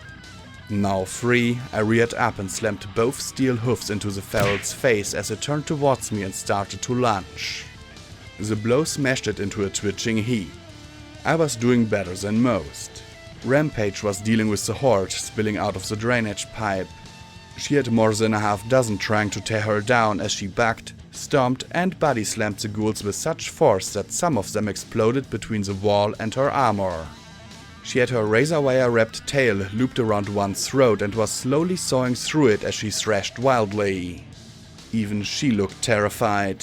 After all, this wasn't too much different than the melee that saw her become a buffet for 99. Lacunae and Cerberus floated above, the former completely annihilating the heads of her enemies with shots of her AM rifle, while the latter sprayed flame down from above, punctuated with the occasional blast of disintegration magic, and insults like Take that, maggot farm! and Proud to be an Equestrian! Hoorah! perhaps those 2 could have saved our hides, except for one fact. Ghouls could jump. I watched as they raced with eerie grace along the tops of the trains and launched themselves into the air towards the pair. Lacunae's shield, so effective at stopping bullets, was useless at stopping a relatively slow-moving ghoul. They bit and scratched wherever they landed, biting down on her purple wings. Get your stinking hoofs off me, you damn dirty ghoul! Cerberus shouted as he struggled to keep aloft with 3 ghouls clamped down on his limbs. Carrion seemed to ignore the carnage around us as he pointed his miniguns down the tunnel and put a constant stream of fire at the flood of ghouls pouring towards us. Their screams almost drowned out the resonant purr of his minigun as he kept us from being completely overwhelmed. The ejected 5mm brass sparkled brightly in the glaring muzzle flashes. Xanth, Graves, and Shears stood back to back, fending off their attackers. Xanth muttered over and over, I'm cursed. The stars have damned me. Utterly cursed. Yet, while she wasn't fighting near Rampage's level, her hoofs were keeping the undead attackers at bay, with strange flashing kicks and stomps that allowed her to deflect the ghouls' snapping fangs. Graves held the strap of one of the armored medical cases in her mouth and swung it like a bludgeon, or maybe an incredibly stout purse. Shears had pulled from his robe a pair of large, wicked-looking magical-powered hedge trimmers. Every time a ghoul lunged forward, the clippers snapped and 1 more ghoul fell back missing a leg or head. There was a shadowy flash, and a bloody Stygius appeared on the landing, bleeding heavily from several bites to his neck and scratches to his wings. The pool frothed as 2 ghouls clambered out after him. He opened his mouth wide and let out a squeal that seemed to stun the ferals. They slumped on busted legs, shattered bones poking out from their tattered hide, before he kicked out and pulverized their skulls. 4 more emerged from the pools in the meantime. There was only 1 pony who wasn't getting attacked. one who was squinting at a rancid advertisement for main colors, oblivious to the battle. I took a deep breath and bellowed as loudly as I could. Spoon! The glowing grey ghoul looked up, blinking her luminescent green eyes from behind her deformed spectacle frames. Oh, sorry, coming! She yelled as she trotted towards the fight. The glowing grey mare snorted at the ferals. Hey, stop that! Get off them right now! She said as she trotted into the middle of them. If you don't stop fighting, I'm going to report you to Pinkie Pie! The ghostly green light emanating from within her seemed to brighten, and the ferals hissed and slowly backed away. She nodded primly. There! Knew that gets them to behave! Psycho Shy landed next to the bloodied Stygius. I need potion! Healing potion, quick! She stammered. Graves trotted over immediately. Lacuna shook the ghouls off and darted next to the medic, her horn glowing as all three mares treated his injuries. The ghouls weighing down Cerberus detached and backed away as Silver Spoon trotted around the perimeter. Their hisses dropped to almost nothing as she passed, and I was astonished to see red bars turning blue. Carrion stopped his fire, gun barrels raising steam in the wet air as he looked at the grey glowing one in shock. I had to admit I was pretty impressed too. Hoorah! Like fish in a barrel! Cerberus cheered, then pointed his disintegration talisman at one and fired. Instantly, the ghouls let out a hiss in unison as one of them collapsed into a heap of green goop. Stand down! I shouted as the ghouls pawed at the shattered floor tiles with their broken hooves. Need to frack this maggot-loving superior officer. Damn combat inhibitor. He muttered darkly. Silver Spoon looked at the hissing ghouls and snapped. Oh, just stop it right now! Honestly, blank flanks today! She trotted towards me, my pip-bug ticking even more. So, ready to go, Tiara? Sure, Silver Spoon, and nice job with those, ponies, I said, giving her a grin. She flushed, her cheeks going even more green, but then her face turned a little more worried. Are you sure everything's okay, Tiara? I mean, you're being totally nice. It's weird. I got the impression that Diamond Tiara hadn't been the most pleasant of ponies to be around. Yeah, sure. I'm just glad you're helping me get back to my office. It's so embarrassing to be locked out. I grinned sheepishly and Silver Spoon nodded slowly with sympathy. It's okay. I'm so glad to be able to, do anything for you. The MOM has been such a total nightmare since Goldenblood was replaced. Oh? I asked as Graves got Stygius back on his hooves. The healing magic was closing the injuries in his wings surprisingly quickly. Was he that big of a deal in your office? Well, totally. I mean, Pinkie Pie might be in charge on paper, but everyone knows Quartz and the OIA call the rail shots. I mean, every pony at the MOM either hates Pinkie's guts or is scared to death of her. But we all gotta smile, smile, smile. The ghoul said with an exaggerated grin before she slumped. I think I should have followed your lead, Tiara. At least you were away from the nut house out in Shattered Hoof. Quartz? I frowned. The OIA liaison? You know, Quartz. Every pony in MOM law enforcement does. She snorted. The mare that, keeps Pinkie Pie from arresting half of Equestria? Oh, really? Wow. I looked nervously at the others as we started moving towards the far side of the landing. I really didn't know she'd gotten that bad. I mean, was Goldenblood really running the MOM behind Pinkie's back? It seemed a bit much, even for Goldenblood. Well, he's probably not personally running it, and definitely not the whole MOM, but he totally has his hoofs all over the law enforcement branch. I don't think he cares about party reservations, balloon research, or theme parks after all. But we totally know who assigns our housewarming Eve bonuses, and you just don't go behind Quartz's back. She glanced at me from over her warped glass frames with a serious look to imply what happened to ponies who did. So Quartz called the shots then? I asked as I glanced at the others, who looked a tad impatient. Oh, it's nothing that direct. Whenever Pinkie Pie orders all the bad ponies in Equestria to be arrested, we look at Quartz 2 minutes after Pinkie leaves the room, and she nods or shakes her head. Usually shakes. And we just stall till Pinkie Pie gets distracted by something else. She rolled her eyes. If it weren't for Pumpkin and Pound, I think they would have cut her out completely, but those two can usually handle her when she's raving.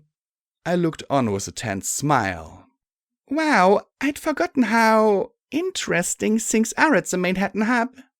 Oh, trust me, I, haven't even gotten to the juicy stuff yet. She smiled for a moment, but it didn't last. She sighed.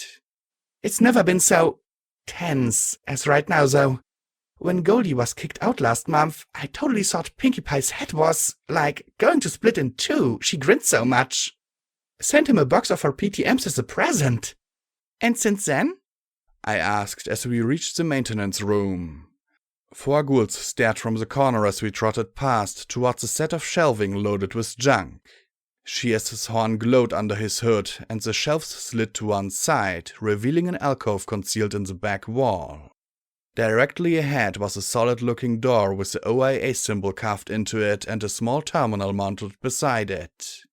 Silver Spoon sighed and rolled her glowing eyes. Oh, business as usual in the party sectors, but totally a mess in the law enforcement branch. I mean, Quartz is still there, but she doesn't seem to know what's going on anymore.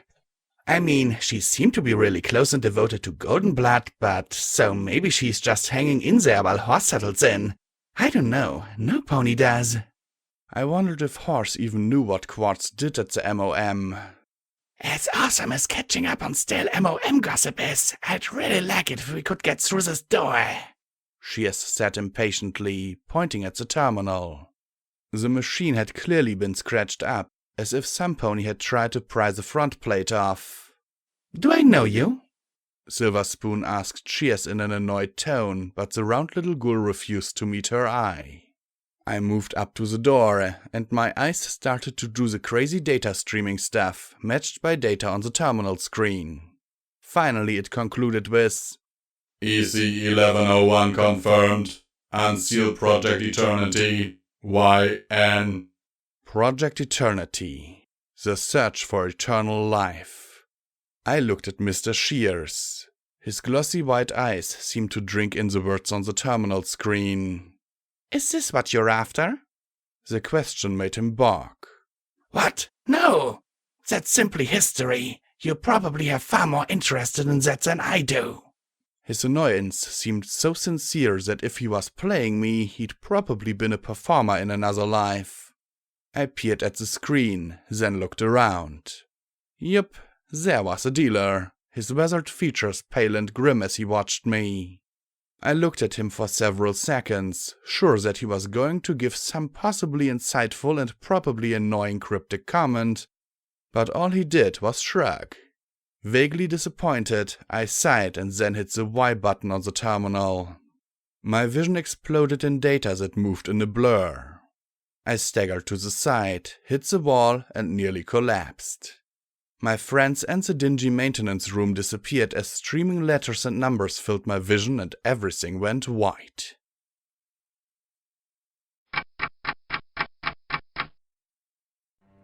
I hung looking down from the ceiling of a tasteful but luxuriously decorated penthouse apartment.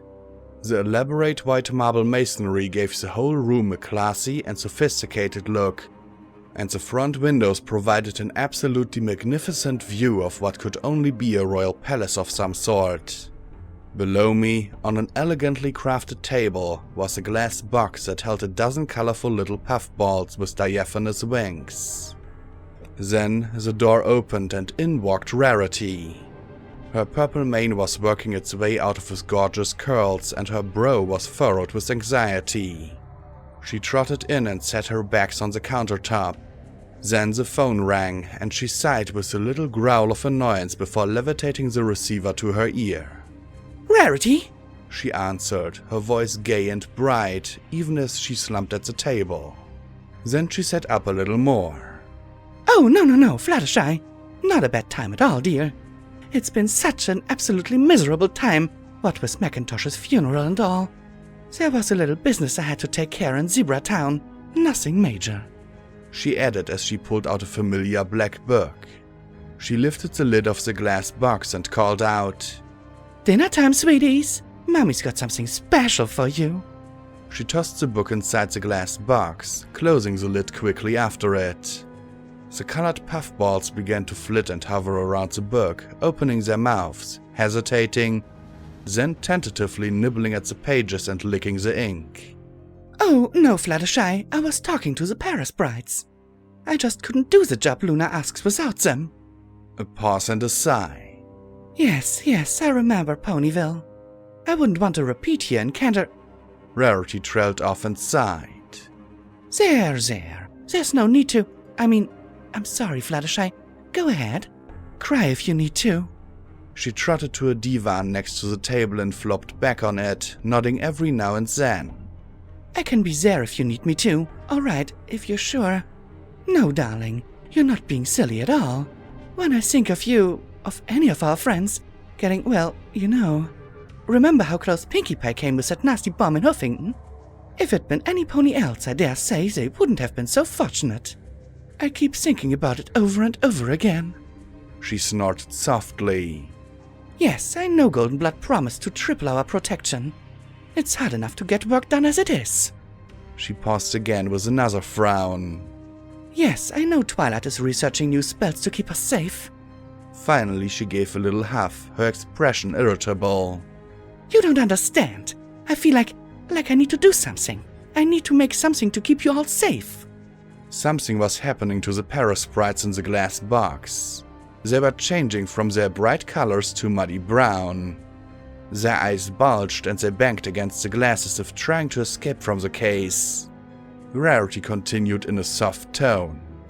I've been researching my own sources. Twilight may have the most premier collection of magical tomes and Goldenblood his own squirreled-away rare volumes.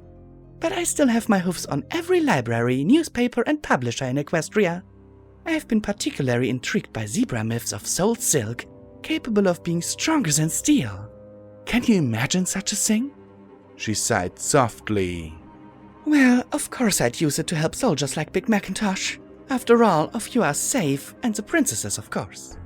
The Paris sprites went black and tumbled down around the large book that was bound in what looked unsettlingly like darkened zebra hide.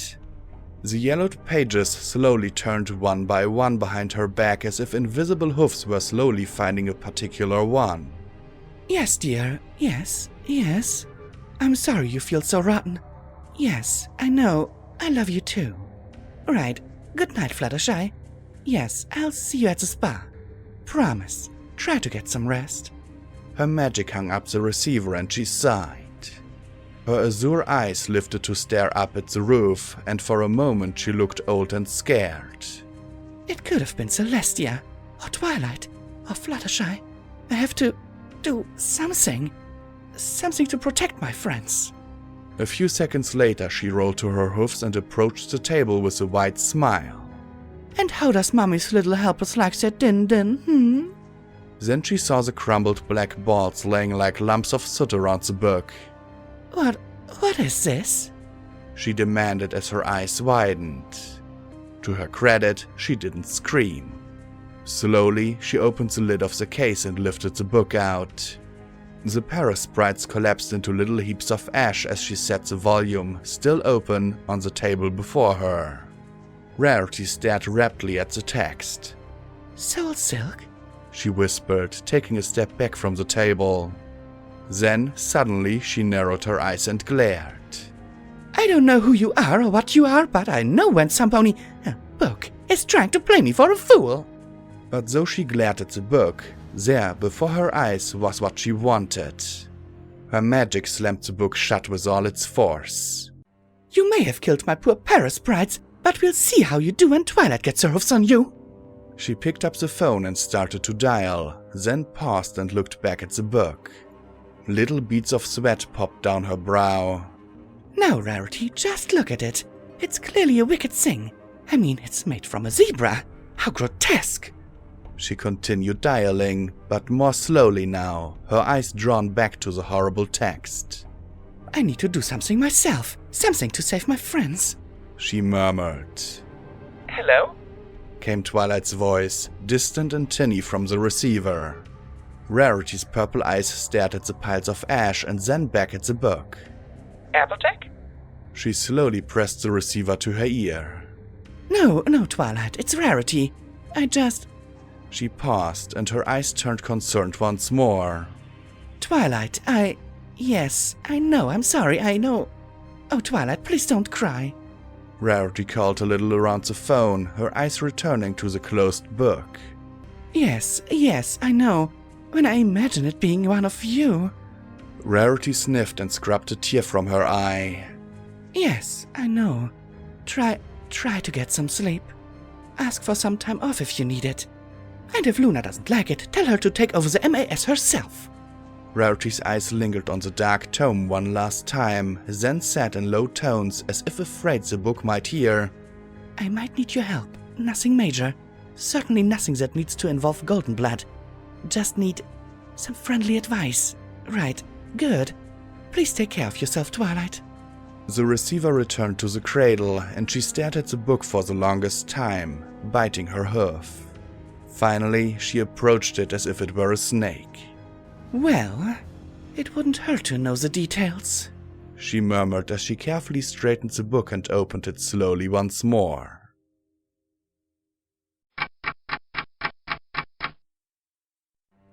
My vision returned, and I slumped against the terminal, almost collapsing again. You'd think that opening a magically sealed megafile of arcane Whatsit would be easier. I picked myself up and looked back. How long was I out? You were out? Sakushai scowled in confusion. Rampage wore a worried expression. Are you okay, Blackjack? I forced a grin. Oh yeah, sure, as okay as I ever am. The worry turned a little more sympathetic, but she didn't pry. Wow, that was way faster than usual. Was it because the recording was sealed, or something else? I shook my head hard to clear out of the disorientation, idly wondering if there was a single other pony in the wasteland who'd had as many hallucinations and visions shoved into their heads as me. No time to ponder that now, though. I peered down the narrow, rusty pipe-lined hallway that extended before us. It gave the impression of a bloody shotgun barrel, the air filled with a reek of sulfur, water, and rust. A chill filled the air and made my mane prickle. I looked back at the others. Some eyes were filled with confidence, some with fear, and others with calm resignation. And I was about to lead them into the deadliest place I'd ever seen. This was different than storming Hippocratic research. Then there'd been the drive to get my pip-bug back and stop Sanguine. Here I was going in because I chose to. If they died, it rests squarely on my shoulders. But the only alternative was to give up. I couldn't do that. Not ever. It'd mean losing. I took one step, then another, and made my way down the tunnel in front of the group. If I was leading them into a death trap, then I would lead. The passage was barely wide enough for Carrion's armor anyway. The radiation was clicking very slowly, just 1 rad per second. We'd been exposed to more than that in the subway station. I suspected the source was our glowing companion in the rear. Still, it was something to keep an eye on. When Stygius was through, the door closed with a solid thunk behind us, yet inexplicably I could feel a sensation almost like a draft blowing coldly over my hide. My EFS flickered a few times. More recordings or something else? The list was too long for me to worry about now. I felt a sensation like trotting through a sheet of ice water, and my EFS suddenly went down completely. What happened? I said, looking around the suddenly barless world around me. My pip-bug isn't working right. You just entered Hightower's magic dampening field, but I suspect it's been badly damaged by the Bellfire bomb and time. It affects different magics differently, Shies said from behind me. Teleportation is no longer an option. I had no idea it affects your pip-bug too, though. I looked way back at Lacunai. The tall Alicorn was having to duck her head to keep her horn from scraping the ceiling. She looked quite agitated. I supposed being trapped underground without the ability to just teleport away would be quite disconcerting. Fortunately, I'd been without my Pip-Bugs EFS enough that it didn't make me hesitate more than a few seconds. I'd just have to do things the old-fashioned way. So, you were involved in Project Eternity? I asked as I moved down the tunnel with a shotgun ready to give something a very bad day. Several lifetimes ago, yes. Hardly matters now. Shears muttered. What was it, specifically? Specifically could take all day. Here's a abridged version. I was brought in at the beginning. Rarity needed unicorns that weren't affiliated with the MAS Twilight Sparkle had virtually cornered the market on every unicorn with spell or talisman talent. So she went looking for other unicorns. I was working at a steam cleansing store in Buckland when she found me. Why you? I asked with a frown as we came to steps leading down, the direction opposite the one I wanted to go. Still, there hadn't been any fox yet, so down it was. I suppose it was little things I'd failed to join the MAS. She knew me from Ponyville. We were both interested in tailoring and... He muttered something too low for me to hear. What was that? I asked with a frown. I won an award for magic once. Stupid little thing. But Rarity needed us, and she had a way of wrapping any stallion around her hoof. So we helped her, compared what our lives were before, staggering from one failure to the next. We were happy to do whatever she required of us. She said quietly. There was a door ahead. I could hear the sounds of water sloshing around and gestured every pony to wait a moment. Water recycling and the reactor should be here. Shears pointed out from behind me as I pushed the rusty door open, looking warily through. I beheld a lambent, radioactive nightmare. Slowly, as if in a daze, we stepped out on the catwalk and looked at a room I could barely imagine. The space reminded me of the reactor in 99 and the water pumps that kept the vital fluid clean and circulating. Here, however, was a scene that would have terrified Scotch and given Rivets a seizure. 200 years of neglect and corrosion had turned the reactor into a solid lump of rust, the few windows in the hulk filling the dripping room with its harsh green glare. Water sprayed from countless cracks and breaks, sloshing around the rusted pump housing in the sea of bluish-green fluid. The moisture had transformed the catwalks into fragile spans of rust. I wasn't even sure if the reeking, sulfuric, foamy sludge below could technically be called water anymore. I don't think this was a plan, Psycho-Shy shouted. She'd donned the yellow hazardous materials suit and didn't look happy to have her wings stuck inside the protective wing covers. Where's the way through? I yelled over the squealing, pumping machinery and growling, hissing reactor. Please don't be. Please. But the ghoul simply pointed across the room to the far side of the catwalk. Of course it was all the way over there. I took 3 steps out on the metal walkway. It groaned ominously beneath me, and I tried not to breathe too deeply. Then Stygius flashed next to me and tapped my shoulder. He pointed to his eyes with a hoof, then down at the water and made motions of something swimming around. No way. Still, I made sure my gun was ready as I started across. Really, if Carrion was here to kill me, he'd have no better chance than right now.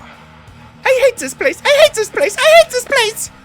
I shouted and started to trot quickly ahead. There was just too much radiation to linger. The catwalk cracked and popped, swaying with each step. Jets of fluid shot from leaking pipes along the walls and ceiling in lovely, deadly blue arcs, and I bent and twisted to keep from getting hit by them. As I crossed the room, I shivered at the unearthly cacophony coming from the reactor. I could only marvel a moment at Stable-Tech's engineering. Even so dangerously neglected, it was still running. Psycho-Shy and Stygius followed after me, radioactive water droplets dripping off their suits as they crossed. They'd nearly gotten completely across when one of the pipes gave a sharp bang overhead and fluid the consistency of fecal matter began to dribble from it and pile up on the catwalk. I stared in horror as the bluish heap began to lunge up and wiggle. It thrust out 2 hoofs towards me and a dribbling equine head emerged. Then a second slime pony began to form and started shambling towards Stygius and Psycho-Shy. Oh, this so wasn't in the plan. I pointed the shotgun and fired 2 flechettes into the mass. They passed halfway through its body and then disappeared with an acidic hiss. I backed off as it formed hind legs and started to shamble towards me. Stygius pulled off his helmet and backed away as a third slime pony began to coalesce from the cascading sludge. He took a deep breath and let out an ultrasonic scream, making the entire blue mass jiggle wildly. Suddenly it popped, spraying goop everywhere.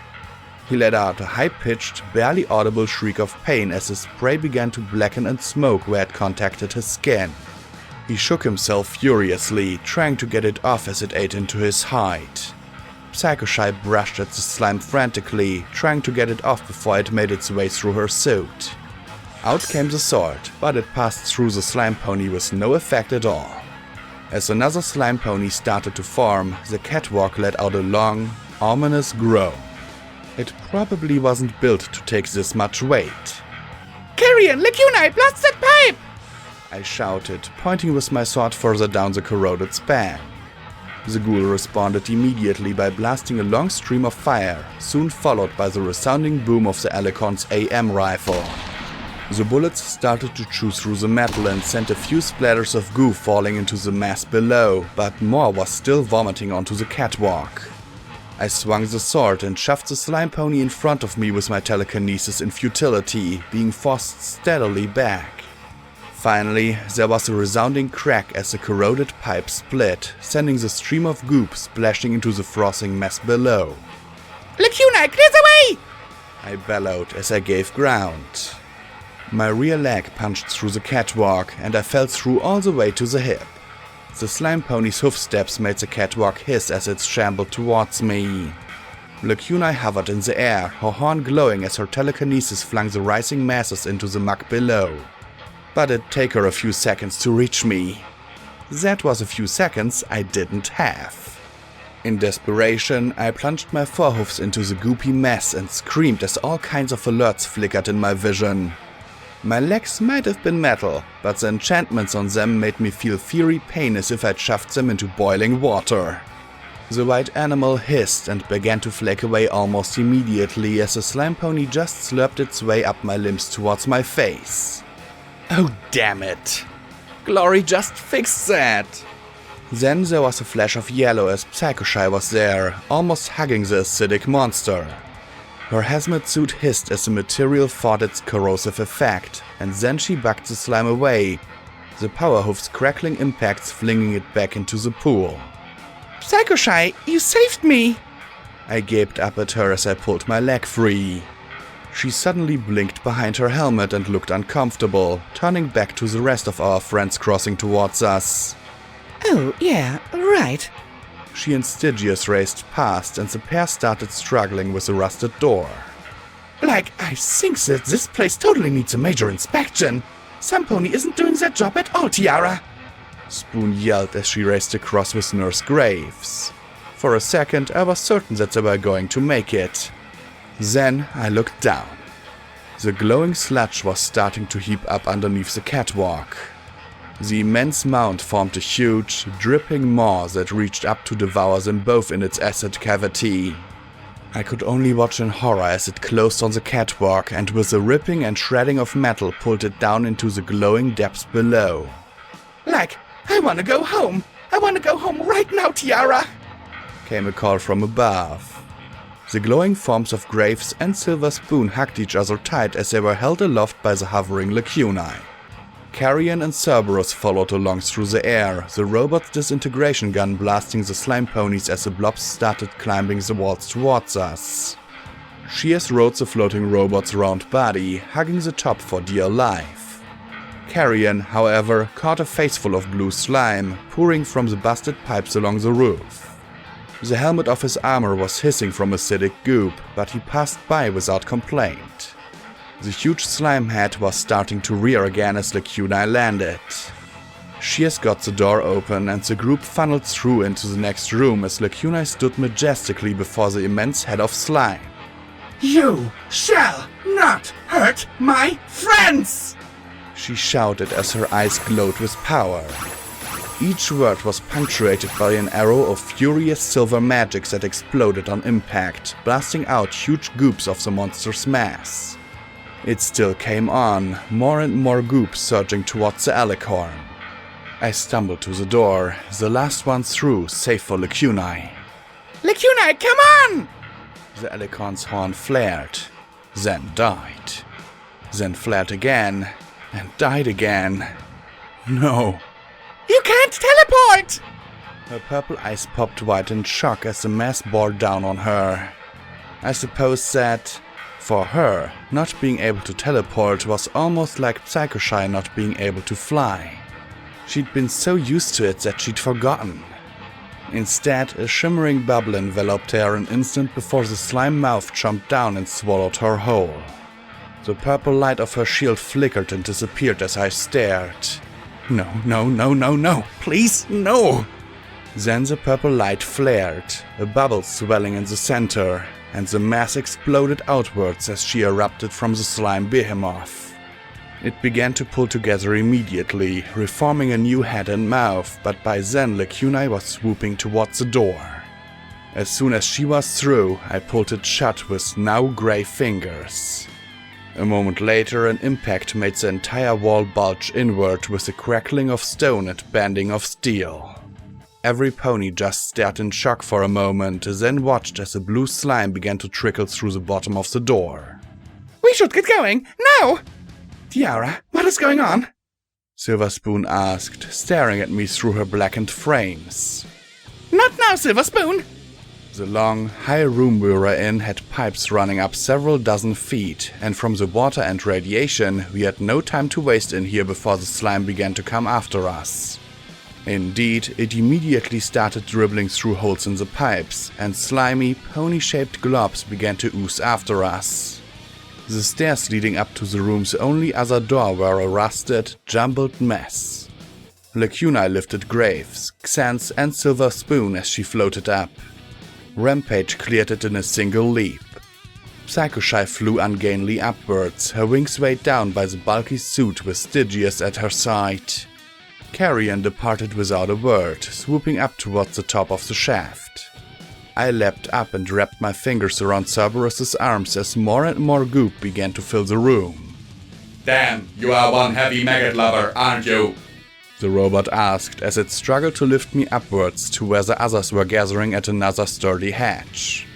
Blue slime coated the floor, and it was starting to make mouths beneath my hoofs. Up, up, elevation, altitude!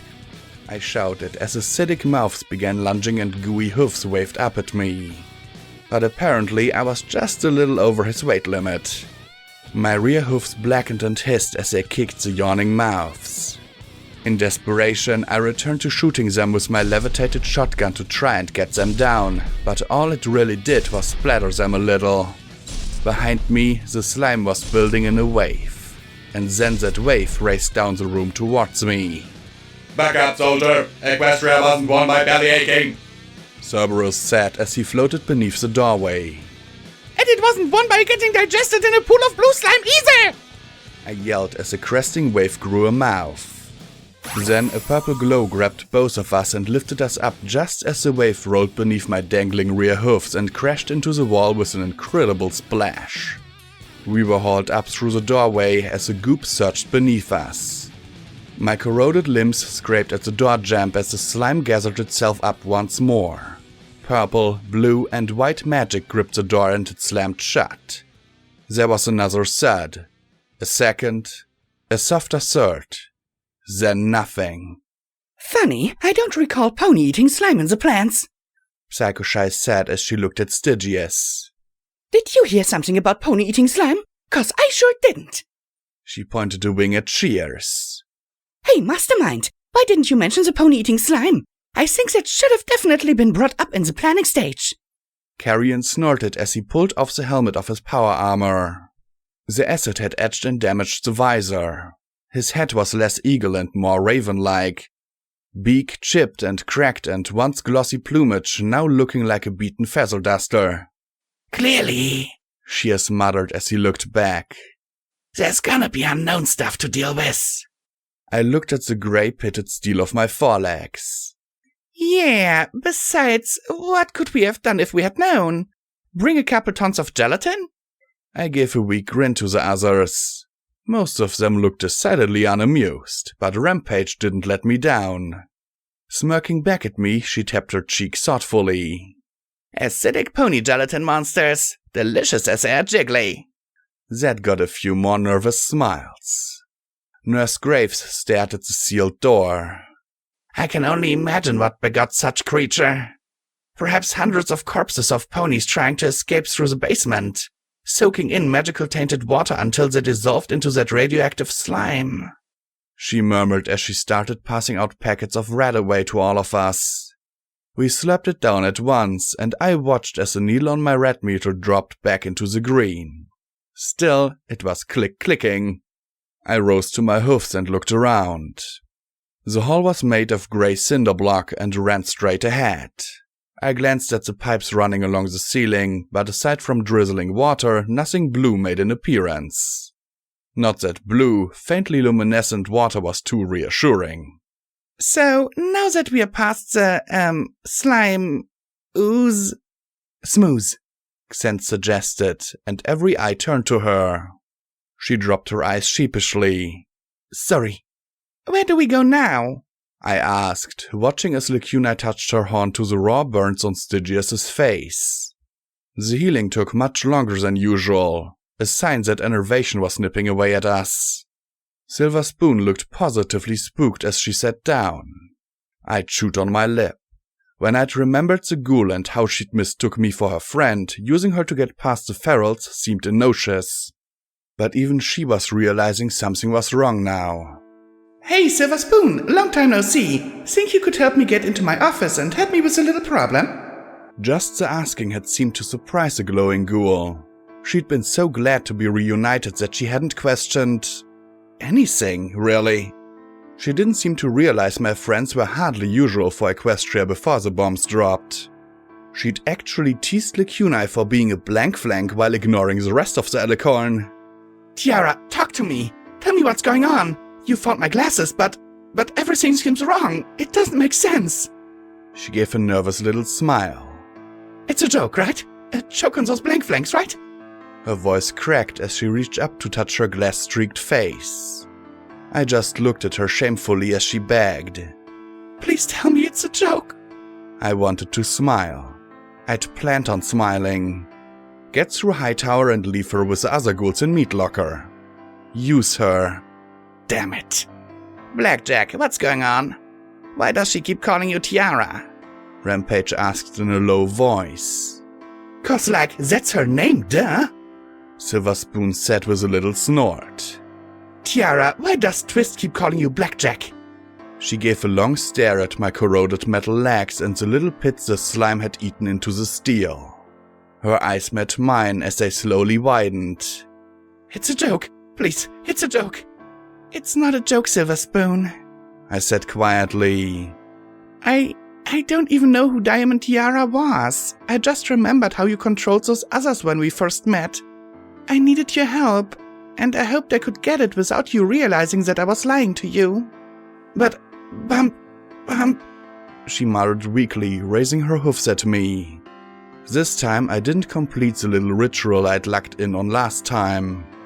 No. Are you trying to make her feral? Shears asked as he trotted past to the grey ghoul. Hey Spoon, I'm sorry Blackjack's so mean. She should have told you she wasn't Tiara. Something bad happened, didn't it? Like, something really bad? Silver Spoon sobbed as she hugged her head. I think it did, but whatever I think about it... Her voice trailed off and she shook her head hard. I just wanted to find Tiara. She could tell me what to do. She always told every pony what to do. She sniffed and rubbed her nose. She's like my only friend, and I'm hers. She totally needs me. I know, Silver Spoon. I remember. Shears said as he patted her shoulder. The glowing ghoul sniffed as she looked at him curiously. I'm really sorry for misleading you, I said, a touch defensively. I had asked her to help. She just hadn't realized what was going on. But I didn't really need your help, and I didn't want to just leave you behind in those tunnels. I don't want to think about this. The bad things. The bad place. It's totally wrong. She cried. I really hate to break up this latest installment of What's a Bug, Blackjack, but 4 of us are slowly dying here, Rampage said with a snort at me. Dying? Silver Spoon blinked in confusion. There's radiation here. It's slowly poisoning us, I said, getting some stink eye from the undead contingent. Finally, I sighed, sat, and threw my forehoofs into the air. Look, I'm sorry, okay? I wish I was your diamond tiara or whoever you're looking for, but I'm not. I needed your help, and I lied and tricked you to get it. I'm a bad pony. And when we make it out of here, I promise I will do whatever I can to make it up to you. But right now, I don't have time to fully delve into what kind of cunt I am for tricking you. So please, come with us, Silver Spoon. I'll introduce you to Velvet. I think you'll like her. She looked at me for a few seconds, then slowly nodded. Bad pony. Psycho Shy smirked, poking my shoulder before trotting past. The rest trotted past with her, except for Lacunai and Rampage. I just needed her help, I said lamely as I looked at the striped pony. No question, Rampage replied as she trotted past. You'll need a lot more help than I realized. I just sighed and slumped as every pony trotted down the hall without me save Lacunai. Well, I asked, looking up at the alicorn. Well, what? She asked curiously. Isn't the goddess going to chime in or something? I asked dolefully. Blackjack, there's a lot of enervation here. The charm is somewhat effective, but it's still horribly strong. The goddess isn't listening in or watching. You needed Spoon's help. You got it. She nudged me with her wing and we started walking. The problem is that your idea hurt some pony who didn't deserve it. In the scale of wasteland crimes, it was probably around the level of littering. But you set such a high standard for yourself in the eyes of others that when you slip, it seems so much worse. Most ponies in the wasteland would simply kill Silver Spoon. You tricked her. Pretty nice for the wasteland. Pretty horrible for Blackjack. I sighed as I followed along behind every pony else. So, what do I do about it? Getting her out of here alive would be a good start, the alicorn said, patting me on the head like I was a filly. I smiled sadly. Rampage had been wrong. I wasn't the goodest pony in the wasteland.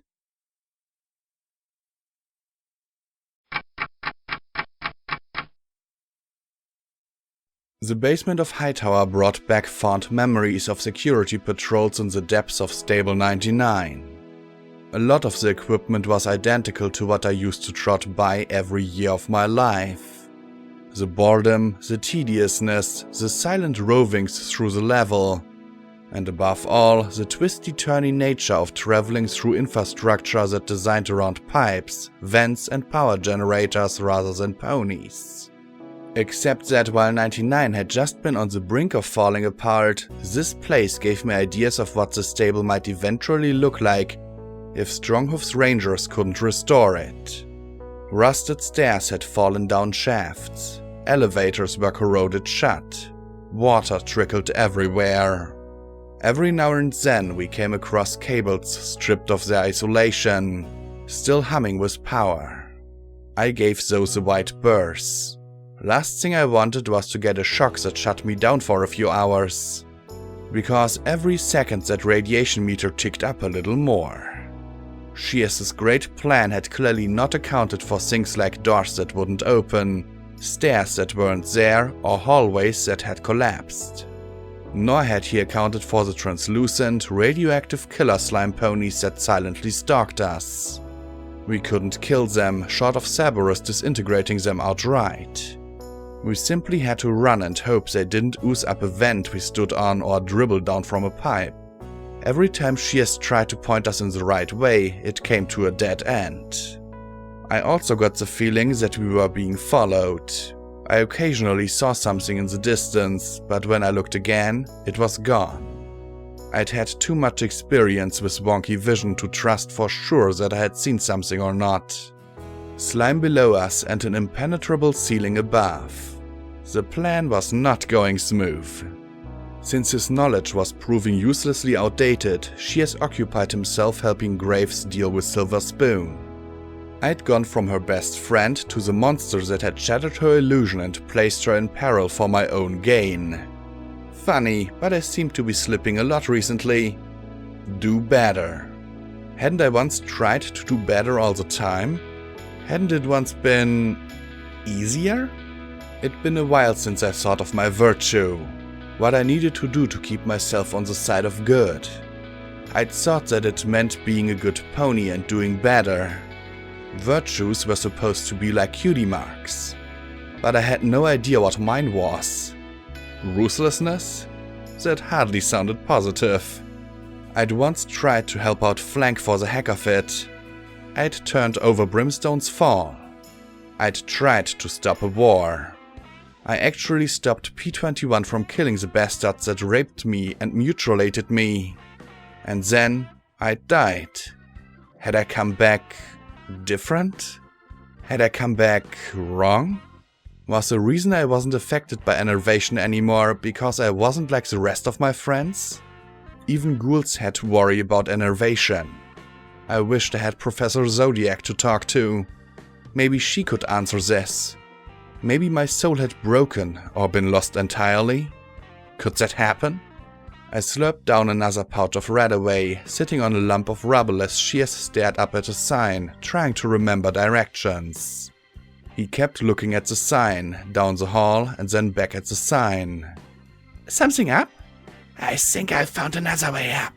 Shears said in a low voice, as if he was afraid the others would hear. But I loathe to take it. There should be some other way up to the library. Shears, we've been down here for almost an hour. The Radaway isn't going to hold out forever. I nodded my head towards the passage he'd been considering. What's down this way? Is it something worse than a room full of radioactive acid monsters? It is something more shameful, he said as he stared down the hall. Have you ever heard of a soul jar?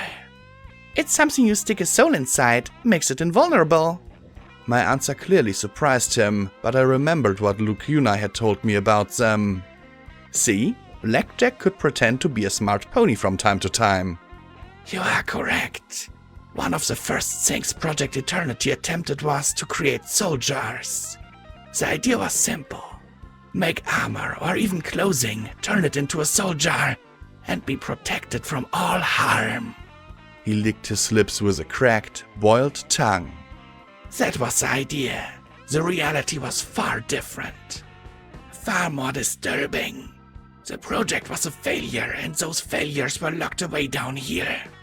They were too unpredictable to move. So, what's down there? I asked as I peered down the hall. Soul jars. Our learning curve, he said in a rush. Hopefully the magics we used have worn off. He didn't sound like he expected that to be the case, though. Examples? I prompted. Can we shoot them? Kill them? I don't know. I hope there will be nothing in there but empty shelves or rubbish. Still, we shouldn't take anything from inside. He kept his eyes straight. I thought this would be so much different. Well, that was reassuring. Me too, but welcome to Huffington, I muttered. Don't forget your complimentary bag of sack. It's easy to blame Huffington, the wasteland, and long-dead ponies. Far easier than blaming ourselves. He turned towards the others, saying to me, I don't know what we'll find, but I doubt it will be peaceful. He trotted back to tell them he'd found another way out of the basement. Cryptic ponies. Was there something about being 2 centuries old that made ponies unable to give straight answers? I mean, really, Once you got past 100 years, was it all that hard to just spit things out? I sighed, prepared a magazine of explosive rounds, and led the way down the hall. There were some dead-end storage rooms full of some useful salvage, but no way out. The air was disturbingly still and quiet.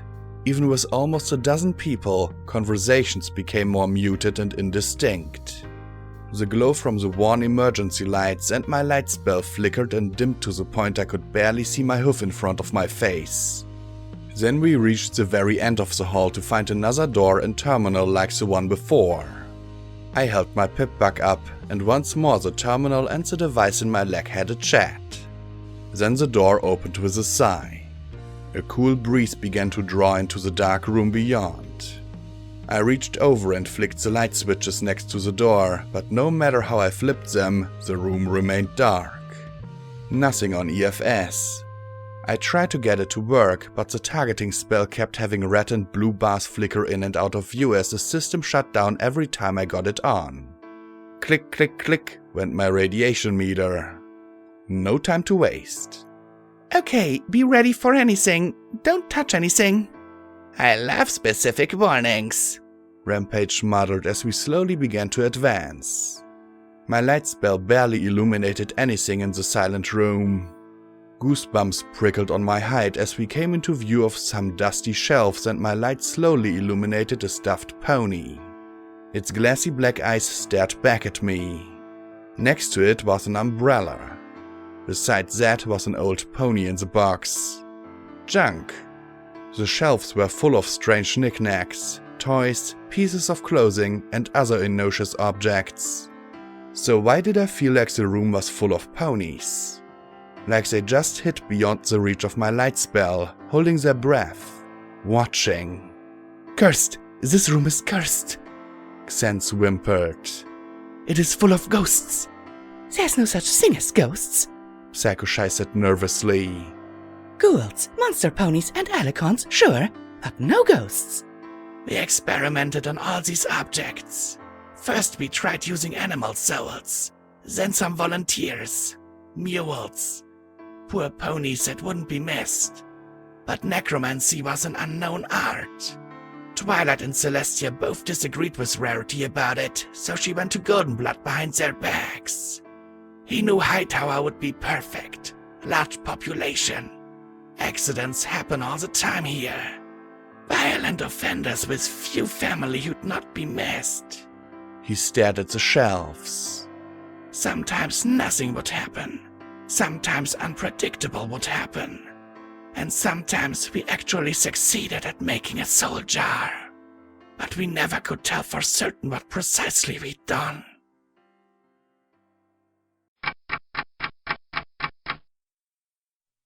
A monochromic Rarity looked at me with a tired but happy expression on her face.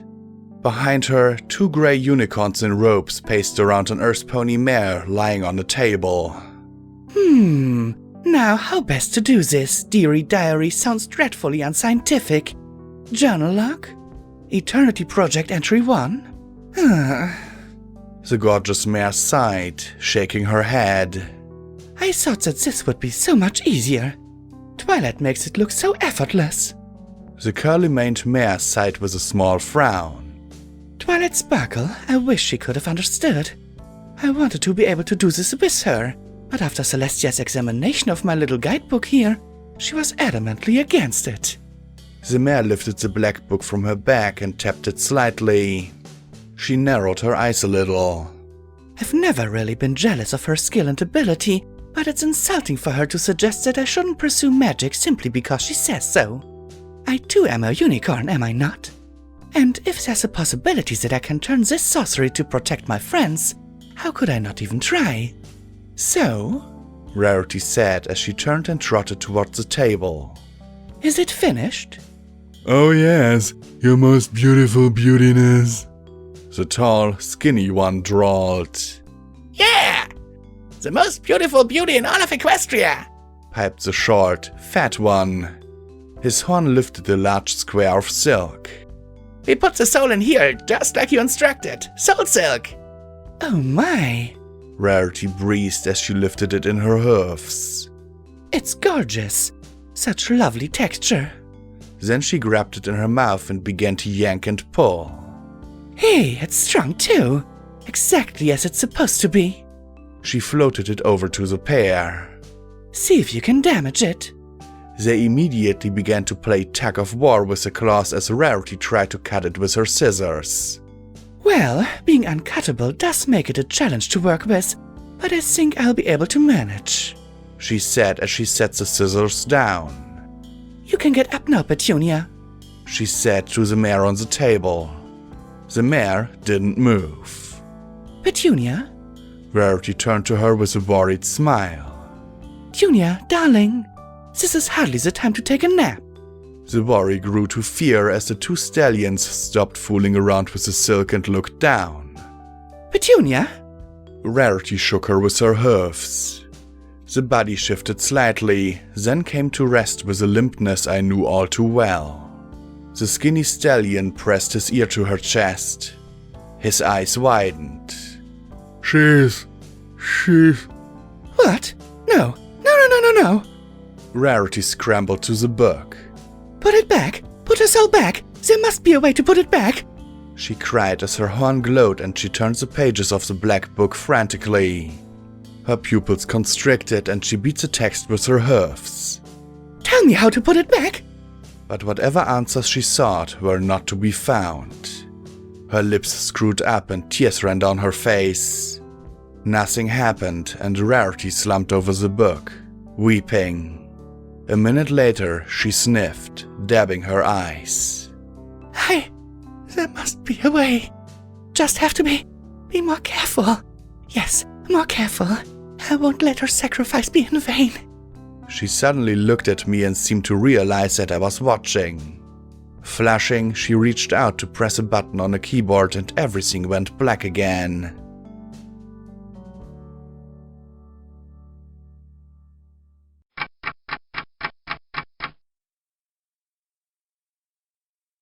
The sudden flash made me trip and fall on my face. My armor rattled and banged against the shelving as I sprawled on my side. That wasn't a vision like I'd experienced before. Maybe when Eternity had been unsealed, there'd been a number of video recordings transferred to me, and now they were just shooting off in compressed bursts? Hadn't it been wonderful when my life consisted of normal eyes that only saw the usual Stable-Tech-approved augmented vision? Are you okay, Blackjack? Rampage whispered. I hardly blamed her. I hated this room. I'd have rather dealt with more slime ponies. At least they were a threat that I could see and sort of understand. But I looked at a small porcelain rocking horse and felt its eyes staring at me. Fine, I'm fine, I muttered as I looked back at Shears. Every one of these is a soldier? No, most are failures of one sort or another, but all of these have been touched by souls in ways we could never explain. He was cut off as Cerberus opened fire through the stacks. Hostile enemy movement! The robot shouted, spraying green bolts and a sheet of fire through the shelves. Carrion turned, strafing as well. I fired wildly, hoping to hit something. Anything that might be a threat. For 10 seconds, the room was an explosion of gunfire. Stop! Stop! Cease fire! I yelled, and one by one, guns stopped firing. 3 rows of shelving lay in heaps. Some of the objects were broken, some were utterly untouched. We all stared at the devastation we'd wrought against some simple wooden shelves. The fires ignited by Cerberus's flamer dwindled before my eyes, then went dark. Behind us, a music box began to play. I knew the melody perfectly well. My mane stood on end as I turned to stare at the tiny porcelain box with 2 dancing figurines slowly turning above it. Hush now, quiet now. I licked my lips, staring at it in apprehension. Okay, who turns that on? No one spoke. My magic glowed and I turned the little lever at the side to off. It didn't turn off. It began to scream. Not a scream like I could hear in my ears. This was like the wail of enervation, The hysterical scream was in my head. Toys rocked, books fluttered their pages, dozens of voices babbled all at once. Shut the fuck up already! Psycho Shy screamed, and she swept her hoofs over the shelf, knocking the music box and some of the other objects to the floor beyond. No! Shears shouted. Why not? What the fuck are they going to do? Rock at me? The yellow Pegasus yelled. Suddenly, a swath of silk shot off the shelf and coiled once around her throat, once around a metal support beam, and yanked tight. The Pegasus went silent, eyes bulging as her hoofs clawed at the silk swath. Her legs lifted up, kicking out at the air as she struggled to get free. Rampage moved up on one side, ripping at the silk with her hoof claws in a desperate attempt to try and cut through it. An umbrella opened, rolled to face me, then closed with a snap, launching itself and plunging into my neck. I gasped and fell back against the shelf, blood spurting from the hole as the umbrella thrashed wildly. I wasn't the only one in trouble. Carrion had a teddy bear latched onto his face that seemed to be trying to crush his skull. Xen's curled up in a ball as 4 floating boots slammed and stomped on her. A cow pony head had forced itself over Honor's Grave's head and seemed to be trying to twist it completely off. Meanwhile, a floating screwdriver was doing its best to try and take Cerberus apart as it dodged and stepped and spun. One of Cerberus's eyes popped free, dangling by a cable. Oh, you are going to pay for that, you subversive tool of zebra domination!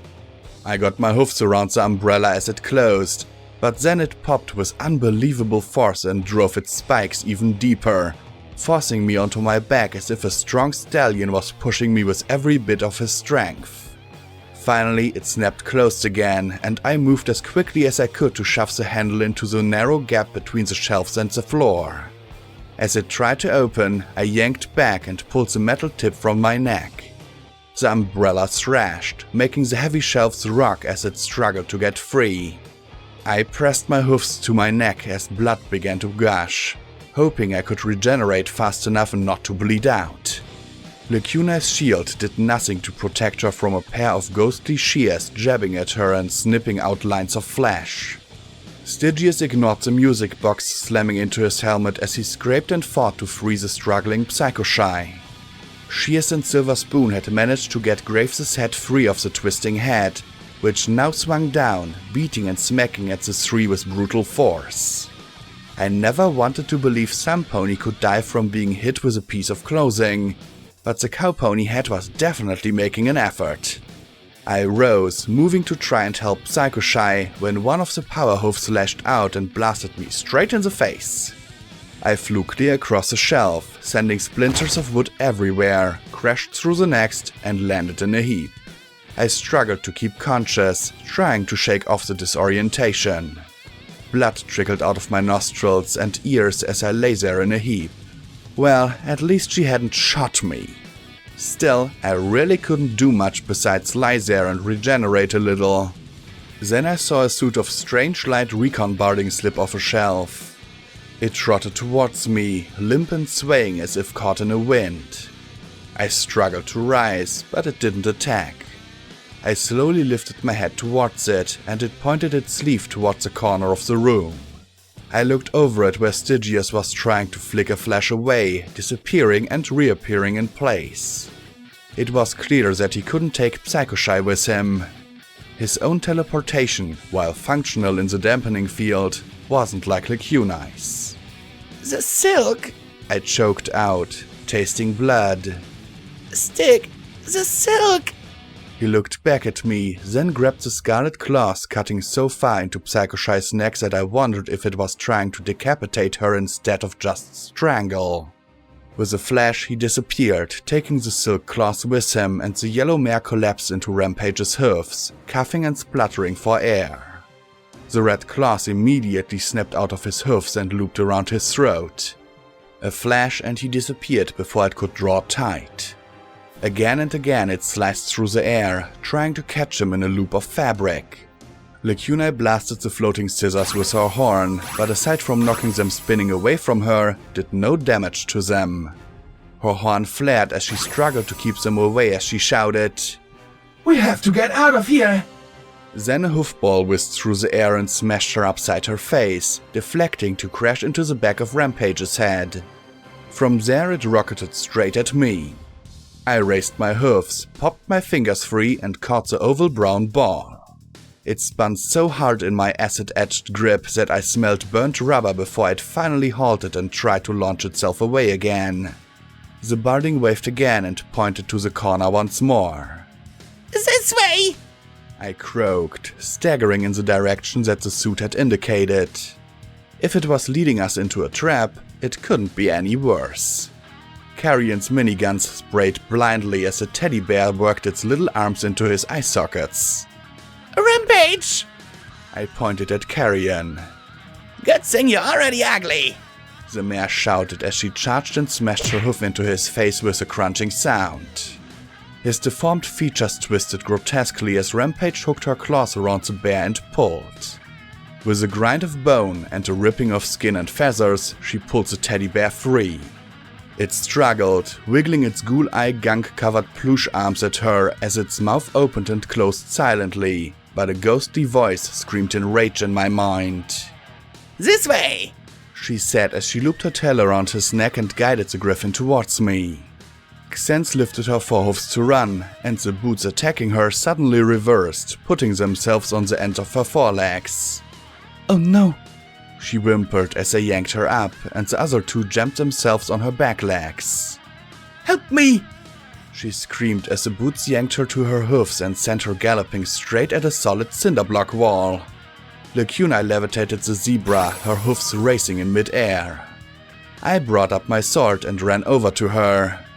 There was no clean or nice way to do this. I dropped into SATS, targeted her closest hoof, and said a little prayer to Celestia that I wasn't about to make her a stab. The spell executed a single stroke that bit into the boot's leather.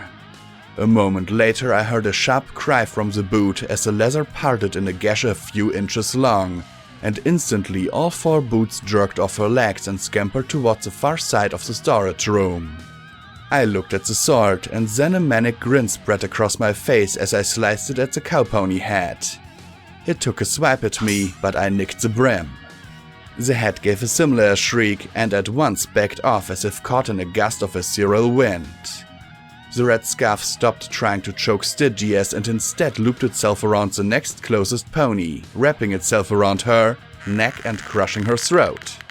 Nurse Graves gave a slightly annoyed look at the silk around her neck and trotted in the direction of the corner of the room.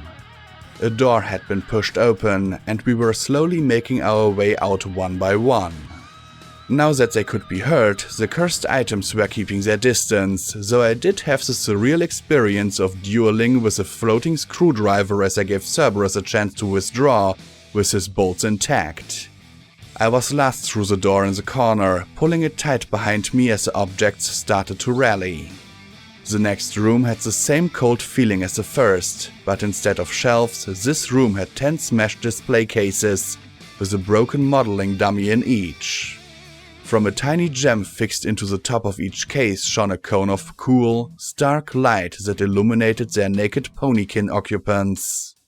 I looked at Nurse Graves and the silk swath that was trying to choke her to death. You know, that's not going to work. She doesn't need to breathe. The ends of the scarf seemed to flutter in frustration. Nurse Graves looked at me coolly, arcing her brow as her neck indented. I floated the sword towards the silk. Now let her go or we'll find out just how sharp my sword really is. The silk released her and floated in the air a moment, and then coiled tightly around the handle of my blade. With a great wrench, it pulled the blade around and began to slice wildly at us. I jumped into the path of the razor-sharp edge, the steel biting into my metal limbs and actually cutting through the exterior. I popped out my fingers, grabbing the blade as my heart struggled to control the deadly weapon. 3 different colors of magic danced on the blade as we struggled for control. The metal scraped and gouged my fingers, the steel giving way to the sword's edge as it pushed me back until I smacked into one of the empty display cases. Then the blade began slipping through my grip. My magic can't get a grip on it! she has shouted. That sword wants to kill! The tip began to work its way through the chest plate of my barding. Then it felt it prick my skin. Then it slowly pushed into me, even as my fingers clamped down as hard as possible. Rampage threw her hoofs around the hilt and started to pull, but it made no difference. I assumed every iota of the spirit possessing the claws was focused on taking a life like hers had been taken. Damn it, Petunia, I didn't kill you! I shouted. Was it just me, or did the sword stop pushing? I had no idea if she could understand me or not, but it was the only chance I had. I'm sorry you died. It was wrong, but killing me won't bring you back or change anything. I closed my eyes, the blade humming under my fingers. Please, tell me you were a good pony once. Be a good pony now! The blade suddenly reversed and went flying out of Rampage's grasp as the claws uncoiled around the grip. The crimson claws unfurled, hanging in the air in a shape as if it were an anguished mare's face. Then it disappeared back under the door into the storeroom.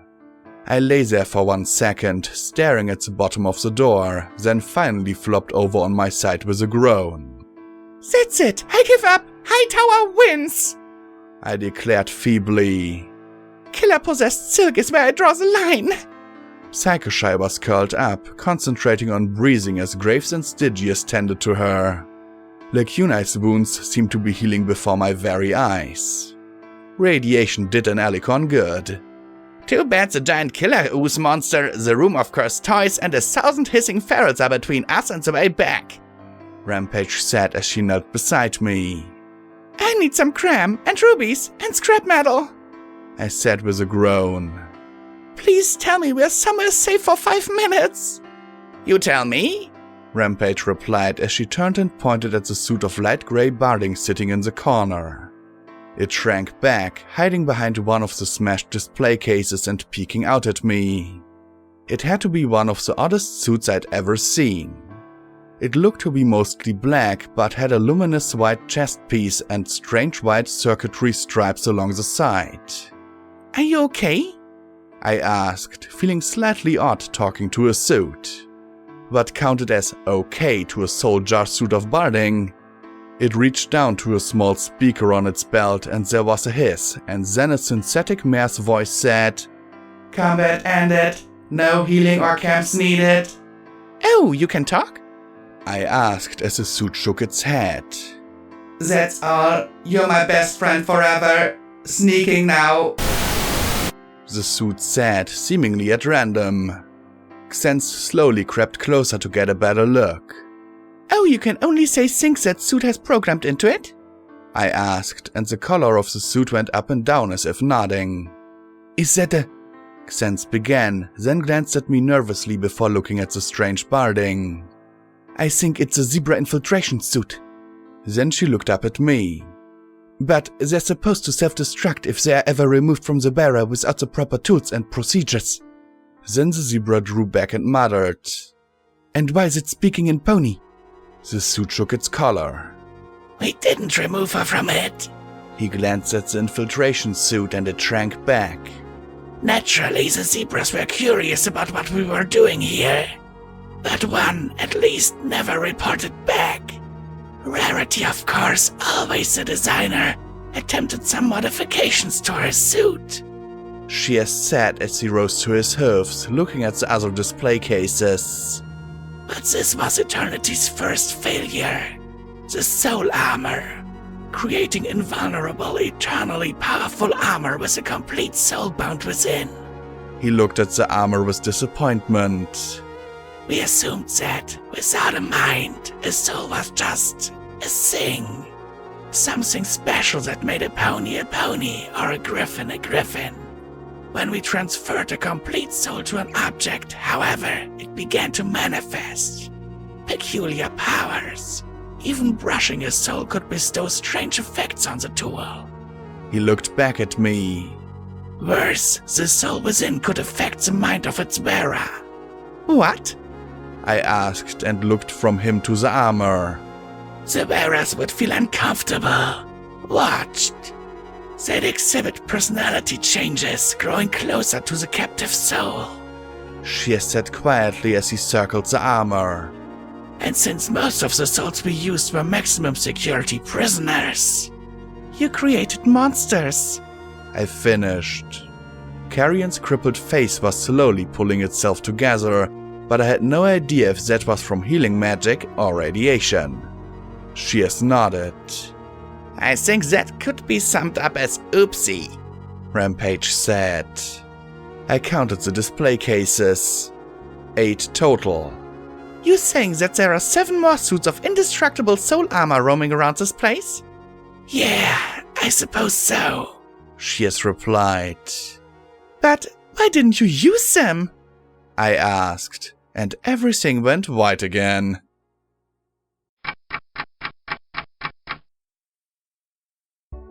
I heard Rarity's voice and saw a pristine suit of combat balding on a charred corpse. Test 1. Armor failed to protect from enemy flamer. The same combat balding on an intact corpse minus a hole through the stallion's face. Test 2. Armor failed to protect from enemy sniper. A piece of grey combat armor with a helmet and completely intact faceplate. Test 3. Armor failed to protect from crushing blows inflicted to throat. The same armor, this time Rarity speaking with frustration. Test 4. Armor failed to protect from poisoned rations. A lacy purple gown with veil on a pink unicorn mare with a blackened face. Test 5. Armor failed to protect from being eroded by her own scarf. A smashed and broken stallion wearing a tuxedo. Test 6. Armor failed, again, to protect from being pushed out a window. Finally, a suit of dirty power armor. Rarity's voice was now tired and frayed. Test 7. Armor failed to protect when buried alive in a landslide.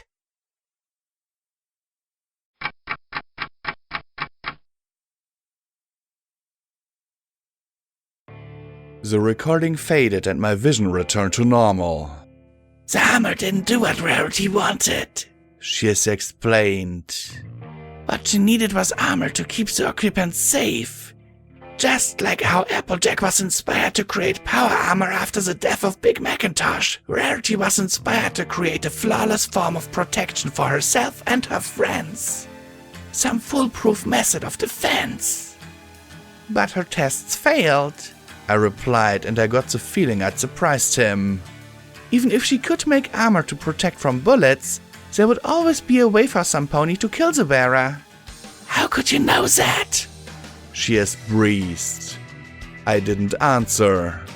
Really, considering how often I saw things no pony else did, there wasn't much point. Then he composed himself and went on.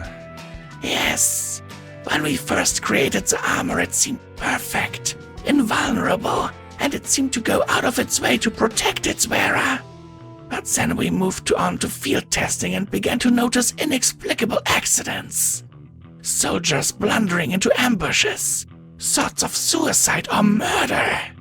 They were relatively rare and hard to pin down as coming from the armor, but regardless, they were unacceptable. I rubbed my hoofs as the repair and healing talismans slowly worked their magic on me. So, what happened then? What did Rarity do? I asked. She looked up her failures and moved on to Plan B. She began, but Psycho-Shy flew over us and interrupted. Hey, tick, remember? Or click, click. As cool as schools are, I really don't want to be one. The yellow Pegasus said. I looked over at where Nurse Graves and Lacuna were administering healing and more pouches of Radaway to those who needed it. Carrion was sitting next to them, his eyes already regrowing and his face twisting back into shape. Hopefully he was using some sort of healing magic, because if the radiation was that strong...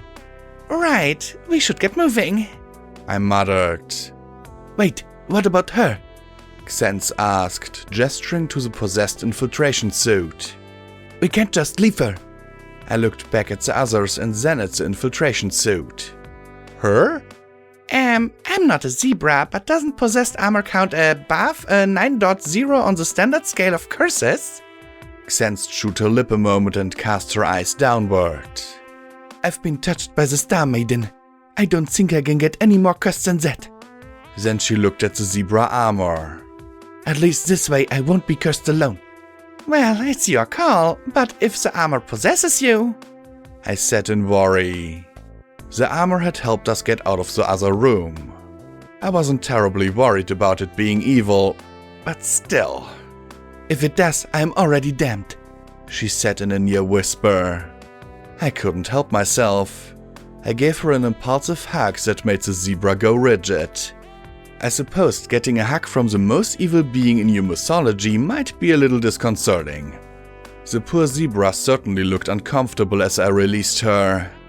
She removed the hazmat suit and the infiltration suit immediately opened up. A minute later it zipped up completely, latching itself in place.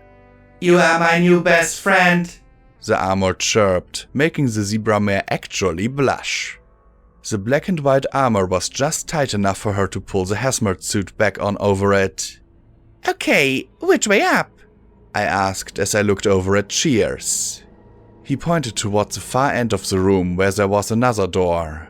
This one hadn't been kicked in. Stairs led in the direction we wanted. Leading the way with shotgun and sword, I ascended. Rampage hummed softly behind me, singing to herself. Nothing can stop this move. I glared back at her and she blinked, then gave a grin in return.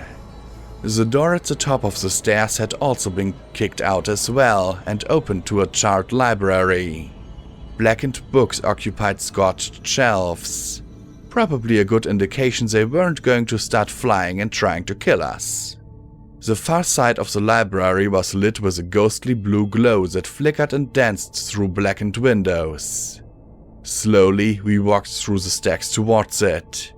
As we did, we spotted the flickering blue flames burning on the concrete floor in the little hoof-sized puddles.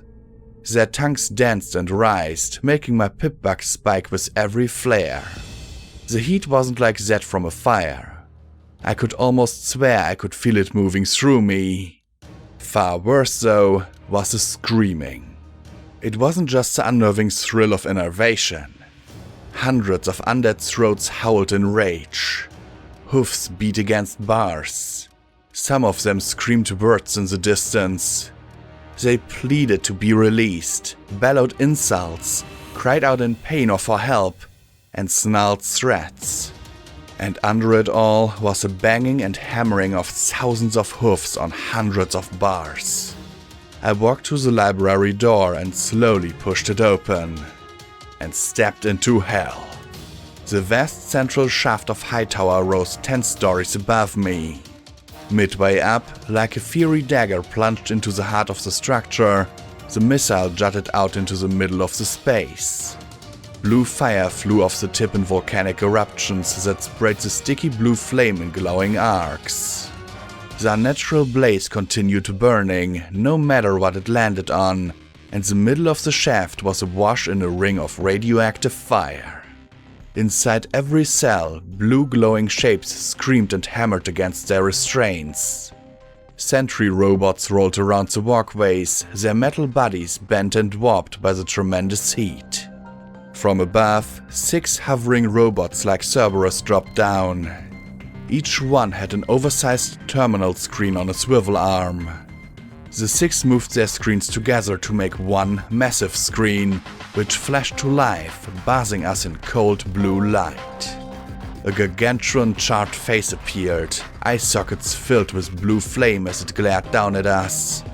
From a dozen loudspeakers all around us boomed a crackling voice. Hello, convicts. I am Warden Hobble, administrator for this facility and your host for the duration of your sentence for crimes against Equestria.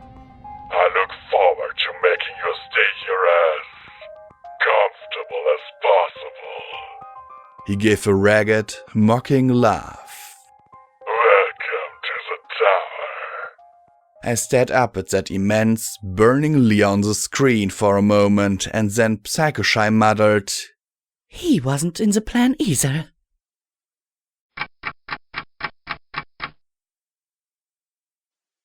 Footnote: maximum level reached.